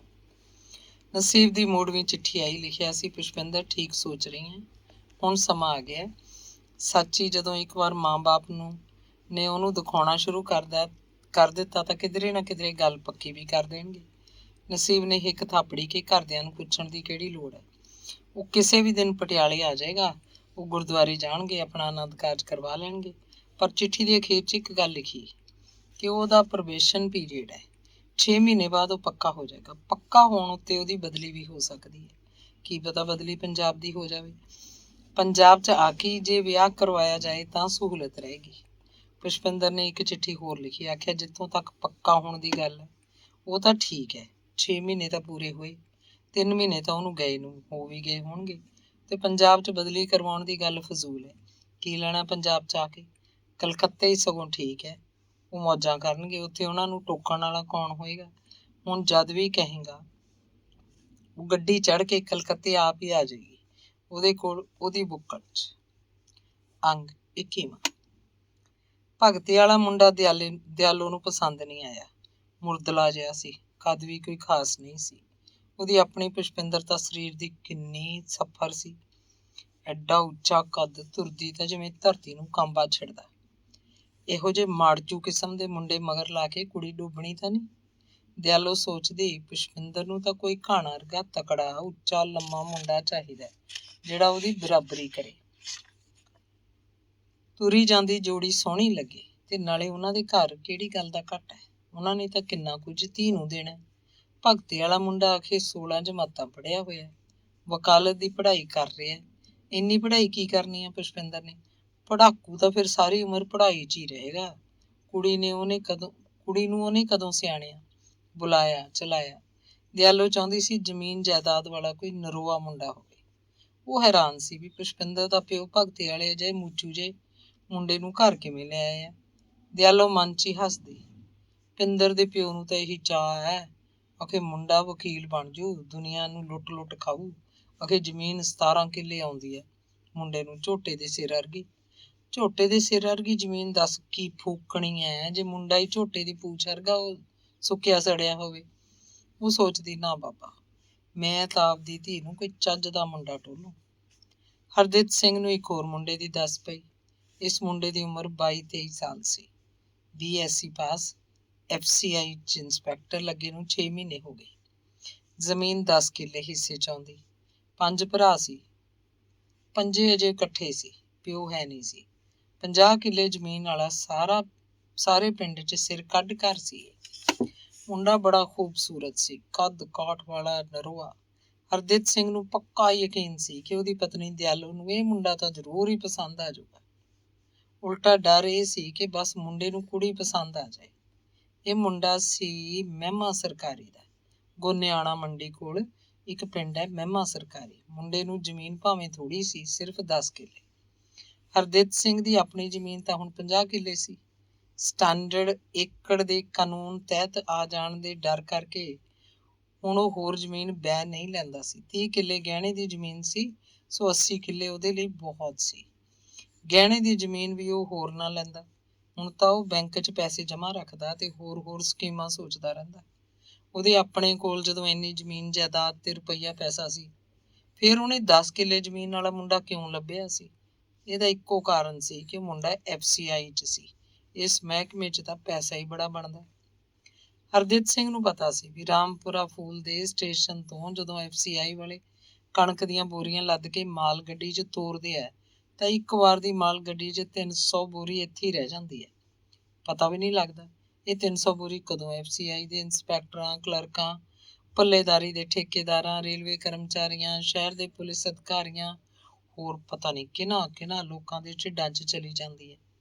ਹੋਰ ਤਾਂ ਹੋਰ FCI ਦਾ ਚਪੜਾਸੀ ਵੀ ਧਨਵਾਨ ਬਣ ਪੈਂਦਾ। FCI ਦੇ ਚਪੜਾਸੀ ਕੋਲ ਵਧੀਆ ਪੱਕਾ ਮਕਾਨ ਹੁੰਦਾ। ਉਹਦੀ ਤੀਵੀਂ ਕੋਲ ਸੋਨੇ ਦੇ ਜੇਵਰ, ਬੈਂਕ 'ਚ ਅੰਨਾ ਪੈਸਾ। ਆਪਣੇ 10ਵੀਂ ਵਿੱਚ ਪੜ੍ਹਦੇ ਮੁੰਡੇ ਨੂੰ ਸਾਕ ਦੀ ਗੱਲ ਕਰਨ ਵਾਲੇ ਤੋਂ ਮੋਟਰਸਾਈਕਲ ਮੰਗਦਾ। ਗੋਦਾਮਾਂ ਤੋਂ ਬੋਰੀਆਂ ਤੇ ਟਰੱਕ ਸਟੇਸ਼ਨ ਵੱਲ ਆਉਂਦੇ ਆ। ਵਿੱਚੋਂ ਹੀ ਕੋਈ ਟਰੱਕ ਸਟੇਸ਼ਨ ਵੱਲ ਜਾਣ ਦੀ ਥਾਂ ਸਿੱਧਾ ਹੋਰ ਕਿਸੇ ਪਾਸੇ ਨਿਕਲ ਜਾਂਦਾ। ਮਿੱਟੀ 'ਚ ਰੁਲਦੇ ਪਾਈਆ ਅੱਧ ਸਿਰ ਦਾਣਿਆਂ ਨੂੰ ਝਬੁੱਟਾ ਮਾਰਦੇ ਦੂਰ ਪ੍ਰਾਂਤਾਂ ਦੇ ਗਰੀਬ ਲੋਕਾਂ ਉੱਤੇ ਤਾਂ ਸਾਰਾ ਦਿਨ ਡੰਡਾ ਐਵੇਂ ਹੀ ਖੜਕਦਾ। ਹਰਦਿਤ ਸਿੰਘ ਸੋਚਦਾ, FCI ਦਾ ਇੰਸਪੈਕਟਰ ਮੁੰਡਾ ਤਾਂ ਥੋੜੇ ਸਾਲਾਂ ਵਿੱਚ ਹੀ ਨੋਟਾਂ ਦੀਆਂ ਥਈਆਂ ਲਾ ਦੂਗਾ। ਜ਼ਮੀਨ ਉਹਦੇ ਸਾਹਮਣੇ ਕੀ ਰਹਿ ਜੂਗੀ। ਚਿੱਠੀ ਲਿਖ ਕੇ ਪੁਸ਼ਪਿੰਦਰ ਨੂੰ ਪਟਿਆਲੇ ਤੋਂ ਪਿੰਡ ਬੁਲਾਇਆ ਗਿਆ। ਬਸ ਇਹੀ ਲਿਖਿਆ ਕਿ ਜ਼ਰੂਰੀ ਕੰਮ ਹੈ ਤੇ ਇਸ ਸ਼ਨਿਚਰਵਾਰ ਨੂੰ ਆ ਜਾ। ਐਤਵਾਰ ਨੂੰ ਰਹਿ ਕੇ ਸੋਮਵਾਰ ਨੂੰ ਚਲੀ ਜਾਈਂ। ਕਿਉਂ ਬੁਲਾਇਆ ਗਿਆ, ਇਸ ਗੱਲ ਦਾ ਚਿੱਠੀ 'ਚ ਜ਼ਿਕਰ ਤੱਕ ਵੀ ਨਹੀਂ ਸੀ। ਮਾਪਿਆਂ ਦਾ ਹੁਕਮ ਮੰਨ ਕੇ ਉਸ ਸ਼ਨਿਚਰਵਾਰ ਨੂੰ ਸ਼ਾਮ ਤੱਕ ਪਿੰਡ ਅੱਪੜ ਗਈ। ਨਾਲ ਟੋਕਰੀ ਤੱਕ ਵੀ ਨਾ ਲੈ ਕੇ ਆਈ, ਹੱਥ 'ਚ ਇੱਕ ਕਿਤਾਬ ਤੇ ਬਸ। ਉਹਨੂੰ ਪਹਿਲਾਂ ਹੀ ਪਤਾ ਸੀ ਕਿ ਕੀ ਹੋਣ ਵਾਲਾ। ਚਿਹਰੇ ਤੇ ਰੋਹ ਭਰੀ ਲਾਲੀ, ਅੱਖਾਂ 'ਚ ਕਹਿ ਸ਼ਿਕਵਾ, ਆਉਂਦੇ ਹੀ ਨਾ ਸਤਿ ਸ੍ਰੀ ਅਕਾਲ, ਨਾ ਹਾਲ ਚਾਲ। ਮਾਂ ਨੂੰ ਪੁੱਛਣ ਲੱਗੀ, ਹਾਂ ਦੱਸੋ ਕੀ ਗੱਲ ਹੈ, ਕਿਉਂ ਬੁਲਾਇਆ ਮੈਨੂੰ? ਮਾਂ ਨੇ ਉਹਨੂੰ ਹਿੱਕ ਨਾਲ ਘੁੱਟਿਆ, ਹੱਸਣ ਲੱਗ ਪਈ। ਕਹਿੰਦੀ, ਕੁੜੇ ਪਿੰਦਰ, ਤੂੰ ਤਾਂ ਚੜੀ ਚੜਾਈ ਆਈ ਹੈ, ਬੈਠ ਵੀ, ਪਾਣੀ ਧਾਣੀ ਤਾਂ ਪੀ। ਬਗਾਨਿਆਂ ਵਾਂਗੂ ਆ ਖੜੀ ਤੂੰ ਤਾਂ, ਤੇ ਨਾਲੇ ਤੇਰਾ ਕੋਈ ਸਮਾਨ ਸਮੂਨ ਕਿੱਥੇ ਆ? ਤੂੰ ਤਾਂ ਇਉਂ ਆ ਗਈ ਜਿਵੇਂ ਖੜੀ ਖੜੋਤੀ ਨੇ ਭੱਜ ਜਾਣਾ ਹੋਵੇ, ਕਮਲੀ ਨਾ ਹੋਵੇ ਮੇਰੀ ਧੀ। ਕੁੜੇ ਬਹਿ ਤਾਂ ਜਾ। ਦਿਆਲੋ ਨੇ ਕੁਰਸੀ ਉਹਦੇ ਕੋਲ ਨੂੰ ਖਿੱਚਤੀ। ਉਹ ਬੈਠ ਗਈ। ਮਾਂ ਨੇ ਪਾਣੀ ਦਾ ਗਲਾਸ ਲਿਆਤਾ। ਪੁਸ਼ਪਿੰਦਰ ਨੇ ਪਾਣੀ ਪੀ ਲਿਆ ਅੱਧਾ ਗਲਾਸ ਪੀ ਕੇ ਹੌਂਕਣ ਲੱਗ ਪਈ। ਹੋਰ ਪਾਣੀ ਜਿਵੇਂ ਉਹਦੇ ਅੰਦਰ ਲੰਘਦਾ ਨਾ ਹੋਵੇ। ਸਤੰਬਰ ਦੇ ਦਿਨ ਸੀ, ਮਲੇਰੀਏ ਦਾ ਜ਼ੋਰ ਸੀ। ਮਾਂ ਨੂੰ ਸ਼ੱਕ ਪਿਆ, ਪੁੱਛਣ ਲੱਗੀ, ਕੁੜੇ ਰਾਜੀ ਤਾਂ ਹੈ ਤੂੰ? ਕਿਤੇ ਤਾਪ ਤਾਂ ਨਹੀਂ ਚੜਾ ਬੈਠੀ? ਤੇਰਾ ਮੂੰਹ ਕਿਉਂ ਉਤਰਿਆ ਪਿਆ? ਹਾਂ, ਤਾਪ ਹੈ ਮੈਨੂੰ, ਹੱਡਾਂ 'ਚ ਤਾਪ ਰਹਿੰਦਾ ਮੇਰੇ। ਪੁਸ਼ਪਿੰਦਰ ਮੁਸਕਰਾ ਪਈ। ਹਾਏ ਚੰਦਰੀ, ਤਾਂ ਫਿਰ ਪਹਿਲਾਂ ਹੀ ਕਿਉਂ ਨਾ ਪਿੰਡ ਆ ਗਈ? ਦੇਖਾਂ ਤੇਰੀ ਬਾਂਹ। ਕੁੜੇ ਪਿੰਡਾਂ ਤਾਂ ਸੂਤ ਆ ਤੇਰਾ। ਮਾਂ ਉਹਦੀਆਂ ਅੱਖਾਂ 'ਚ ਝਾਕਣ ਲੱਗੀ, ਕਹਿੰਦੀ, ਅੱਖਾਂ ਤੋਂ ਤਾਂ ਲੱਗਦਾ ਨਹੀਂ ਤੈਨੂੰ ਤਾਪ। ਤੈਨੂੰ ਇਸ ਤਾਪ ਦੀ ਪਰਖ ਨਹੀਂ ਮਾਂ। ਤਾਂ ਫਿਰ ਤੇਰਾ ਇਹ ਤਾਪ ਉਤਰੂ ਕਿਵੇਂ? ਕਦੋਂ ਉਤਰੂ? ਮਾਂ ਨੇ ਬੁਝਾਰਤ ਜੀ ਸਮਝ ਕੇ ਪੁੱਛਿਆ। ਤਾਪ ਉਤਰੇ ਦਾ ਤਾਂ ਸਭ ਨੂੰ ਪਤਾ ਲੱਗ ਜੂ, ਚੜੇ ਦਾ ਹੀ ਪਤਾ ਨਹੀਂ ਕਿਸੇ ਨੂੰ। ਧੀ ਨੇ ਬੁਝਾਰਤ ਨੂੰ ਹੋਰ ਗੁੰਝਲਦਾਰ ਬਣਾ ਕੇ ਰੱਖਤਾ। ਚੰਗਾ, ਚਾਹ ਪੀਣੀ ਹੈ ਕਿ ਦੁੱਧ ਲਾ ਦਿਆਂ ਤੌੜੀ 'ਚੋਂ? ਮਾਂ ਨੇ ਗੱਲ ਬਦਲੀ। ਦੁੱਧ ਪੀ ਲੂੰਗੀ, ਚਾਹ ਨੂੰ ਕੀ ਹੈ? ਪੁਸ਼ਪਿੰਦਰ ਨੇ ਕਿਹਾ, ਗੰਭੀਰ ਹੋ ਗਈ, ਜਿਵੇਂ ਕਿਸੇ ਆਉਣ ਵਾਲੇ ਸਮੇਂ ਦਾ ਮੁਕਾਬਲਾ ਕਰਨ ਲਈ ਵਿਉਂਤਾ ਸੋਚ ਰਹੀ ਹੋਵੇ। ਦੁੱਧ ਪੀ ਕੇ ਉਹਨੇ ਬੈਠੀ ਬੈਠੀ ਨੇ ਅਗਵਾੜੀ ਭੰਨੀ। ਸਹਿਜ ਭਾ ਮਾਂ ਨੂੰ ਪੁੱਛਣ ਲੱਗੀ, ਹਾਂ ਹੁਣ ਦੱਸ, ਕਿਉਂ ਸੱਦਿਆ ਮੈਨੂੰ? ਕੱਲ ਨੂੰ ਆਉਣਾ ਕਿਸੇ ਨੇ ਤੈਨੂੰ ਦੇਖਣ, ਮਾਂ ਨੇ ਝੱਟ ਹੀ ਆਖਤਾ। ਪੁਸ਼ਪਿੰਦਰ ਲਗਾਤਾਰ ਮਾਂ ਵੱਲ ਝਾਕੀ ਜਾ ਰਹੀ ਸੀ, ਨਾ ਬੋਲਦੀ, ਨਾ ਹੱਸਦੀ ਮੁਸਕਰਾਉਂਦੀ। ਉਹਦੇ ਦਿਮਾਗ 'ਚ ਨਸੀਬ ਦੀ ਤਸਵੀਰ ਘੁੰਮ ਰਹੀ ਸੀ। ਮਨ ਨਾਲ ਹੀ ਗੱਲਾਂ ਕਰਨ ਲੱਗੀ, ਨਸੀਬ ਨੂੰ ਛੱਡ ਕੇ ਹੁਣ ਹੋਰ ਕੌਣ ਦੇਖੂ ਮੈਨੂੰ? ਕੀ ਇਹ ਮੈਂ ਹੁਣੇ ਨਾ ਦੱਸ ਦਿਆਂ ਮਾਂ ਨੂੰ? ਇੱਕ ਦਿਨ ਤਾਂ ਪਤਾ ਲੱਗੂਗਾ ਹੀ, ਪਰ ਕੀ ਹੈ? ਹੁਣੇ ਦੱਸੇ ਤੇ ਖੇਡ ਵਿਗੜ ਨਾ ਜਾਏ। ਉਹਦੇ ਦਿਮਾਗ ਤੇ ਬਹੁਤ ਜ਼ੋਰ ਪੈ ਰਿਹਾ ਸੀ। ਉਹਨੇ ਫੈਸਲਾ ਕੀਤਾ, ਉਹ ਹਾਲਾਤ ਨਾਲ ਜੂਝੇਗੀ, ਆਪਣੀ ਜਿੱਤ ਪ੍ਰਾਪਤ ਕਰੇਗੀ। ਅਜਿਹਾ ਹੋ ਹੀ ਨਹੀਂ ਸਕਦਾ ਕਿ ਕੋਈ ਤਾਕਤ ਉਹਨੂੰ ਉਹਦੇ ਰਾਹ ਤੋਂ ਮੋੜ ਦੇਵੇ। ਪਰ ਉਹ ਕੱਲ ਦਾ ਕੀ ਕਰੇ? ਉਹਦੇ ਦਿਮਾਗ 'ਚ ਇਹ ਸਵਾਲ ਚੰਗਿਆੜੇ ਵਾਂਗ ਮੱਚਿਆ। ਦੂਜੇ ਪਲ ਹੀ ਉਹਦਾ ਵਿਵੇਕ ਬੋਲ ਉੱਠਿਆ, ਕੋਈ ਮੈਨੂੰ ਦੇਖਣ ਆਉਂਦਾ ਫਿਰੇ, ਮੈਨੂੰ ਕੀ ਪਰਵਾਹ ਕਿਸੇ ਦੀ? ਮੈਨੂੰ ਕੋਈ ਮੱਲੋ ਮੱਲੀ ਥੋੜਾ ਉਹਦੇ ਨਾਲ ਨਰੜ ਕੇ ਘਰੋਂ ਕੱਢ ਦੂਗਾ। ਉਹਨੇ ਨਹੀਂ ਪੁੱਛਿਆ ਕੌਣ ਆ ਰਿਹਾ, ਕਿੱਥੋਂ ਆ ਰਿਹਾ। ਮਾਂ ਆਪ ਹੀ ਦੱਸਣ ਲੱਗੀ, ਮਹਿਮਾ ਸਰਕਾਰੀ ਤੋਂ ਹੈ, 14 ਪੜ੍ਹਿਆ ਵਿਆ ਹੈ, ਨੌਕਰੀ ਤੇ ਹੈ, ਦੇਖਣ ਪਾਖਣ ਨੂੰ ਸੋਹਣਾ ਬਹੁਤ ਆ, 10 ਕਿੱਲੇ ਹਿੱਸੇ ਦੀ ਜ਼ਮੀਨ ਹੈ, 5 ਭਰਾ ਨੇ, ਬਹੁਤ ਵੱਡਾ ਲਾਣਾ ਹੈ। ਤੇ ਫਿਰ ਬਾਹਰੋਂ ਹਰਿੰਦਰ ਵੀ ਆ ਗਿਆ, ਭੈਣ ਨਾਲ ਲਾਡ ਕਰਨ ਲੱਗਿਆ। ਪੁਸ਼ਪਿੰਦਰ ਨੂੰ ਉਹਦਾ ਬਹੁਤਾ ਹੀ ਮੋਹ ਆ ਰਿਹਾ ਸੀ। ਉਹ ਸੋਚਦੀ, ਘਰ 'ਚ ਇਹੀ ਇੱਕ ਮੁੰਡਾ ਜਿਹੜਾ ਉਹਨੂੰ ਢਿੱਡੋਂ ਪਿਆਰ ਕਰਦਾ ਹੈ। ਉਹਦਾ ਬਾਪ, ਉਹਦੀ ਮਾਂ ਤਾਂ ਜਿਵੇਂ ਪਿਛਲੇ ਜਨਮ ਦਾ ਕੋਈ ਵੈਰ ਕੱਢਣਾ ਚਾਹੁੰਦੇ ਆ। ਉਹ ਖਿੱਚਦੀ, ਉਹਨਾਂ ਨੂੰ ਕੀ ਪਈ ਹੈ ਹਾਲੇ ਹੀ ਉਹਦਾ ਵਿਆਹ ਕਰਨ ਦੀ? ਵਿਆਹ ਤਾਂ ਹੋ ਹੀ ਜਾਣਾ ਹੁੰਦਾ।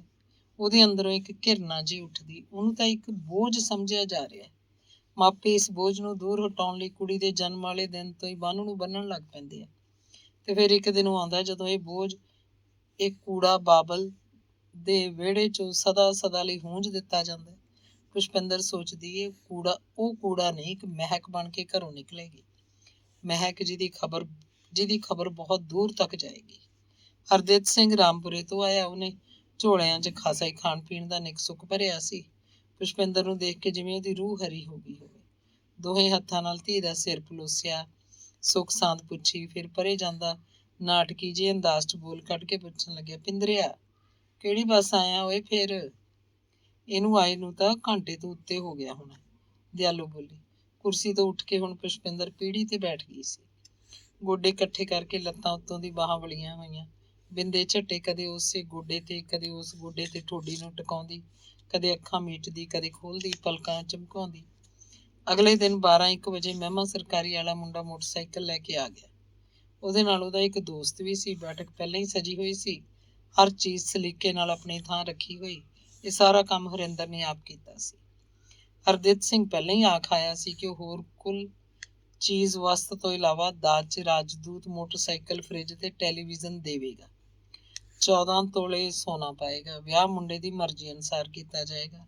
ਬਹਿਰੇ ਆਉਣਗੇ, ਮੀਟ ਸ਼ਰਾਬ ਜੋ ਮਰਜ਼ੀ, ਬਰਾਤ ਦੀ ਕੋਈ ਰੋਕ ਟੋਕ ਨਹੀਂ। ਜਿੰਨੇ ਬੰਦੇ ਰੂਹ ਕਰੇ ਲੈ ਕੇ ਆਓ, 50, 80, 100, 150। ਮੁੰਡਾ ਅਕਲੋਂ ਸ਼ਕਲੋਂ ਹਰਦੇਵ ਸਿੰਘ ਨੂੰ ਪੂਰਾ ਪਸੰਦ ਸੀ। ਦਿਆਲੋ ਦਾ ਪੱਬ ਵੀ ਧਰਤੀ ਤੇ ਨਹੀਂ ਸੀ ਲੱਗਦਾ। ਚੜੇ ਸਾਹ ਨਾਲ ਉਹ ਕਦੇ ਇੱਧਰ ਜਾਂਦੀ, ਕਦੇ ਉੱਧਰ ਜਾਂਦੀ। ਮੁੰਡਾ ਤਾਂ ਨਿਰਾ ਹੀ ਚੰਦ ਸੂਰਜ ਦੀਆਂ ਕਿਰਨਾਂ ਸੀ। ਪੁਸ਼ਪਿੰਦਰ ਨੂੰ ਚਾਹ ਦੀ ਟਰੇ ਦੇ ਕੇ ਬੈਠਕ 'ਚ ਭੇਜਿਆ ਗਿਆ। ਉਹਨੇ ਨਵੇਂ ਕੱਪੜੇ ਪਹਿਨੇ ਸੀ, ਵਾਲ ਸੰਵਾਰੇ ਹੋਏ, ਚਿਹਰੇ ਤੇ ਪੂਰਾ ਨਿਖਾਰ, ਪਰ ਅੱਖਾਂ ਲੁਕਣ ਮੀਟੀ ਖੇਡਦੀਆਂ, ਜਗਦੇ ਬੁਝਦੇ ਦੀਵੇ ਵਾਂਗ, ਫੇਰ ਵੀ ਰੋਸ਼ਨ। ਉਹ ਨਿਸ਼ੰਗ ਹੋ ਕੇ ਮੁੰਡਿਆਂ ਸਾਹਮਣੇ ਸੋਫੇ 'ਚ ਜਾ ਬੈਠੀ, ਬਿਨਾਂ ਕਿਸੇ ਝਿਜਕ ਜਾਂ ਸੰਗ ਸ਼ਰਮ ਦੇ ਗੱਲਾਂ ਕੀਤੀਆਂ। ਪਹਿਲਾਂ ਤਾਂ ਉਹਦਾ ਜੀ ਕੀਤਾ ਮੁੰਡੇ ਨੂੰ ਕੱਚੇ ਹੀ ਲਾ ਦੇਵੇ, ਪਰ ਫਿਰ ਕੁਝ ਸੋਚ ਕੇ ਸਧਾਰਨ ਜੀ ਹੋ ਗਈ ਤੇ ਆਮ ਜੀਆਂ ਗੱਲਾਂ ਕਰਨ ਲੱਗੀ।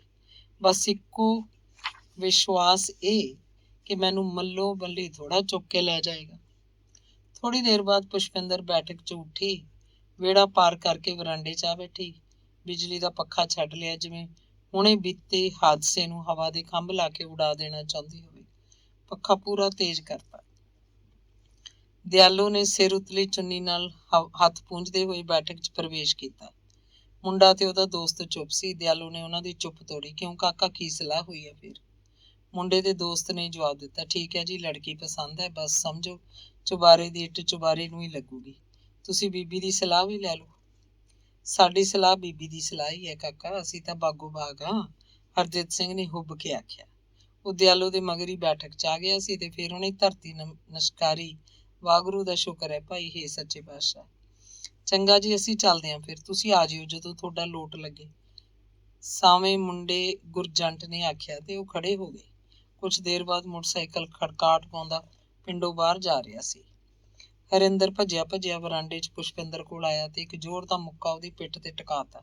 ਕਹਿੰਦਾ, ਹਾਏ ਸ਼ਾਬਾ, ਬੀਬੀ ਹੋਈ ਹੈ ਪਰਾਈ। ਪੁਸ਼ਪਿੰਦਰ ਨਾ ਹੂੰ ਨਾ ਹਾਂ, ਲੱਤਾਂ ਫੈਲਾ ਕੇ ਕੁਰਸੀ ਤੇ ਬੈਠੀ ਛੱਤਣ ਵੱਲ ਝਾਕਣ ਲੱਗੀ।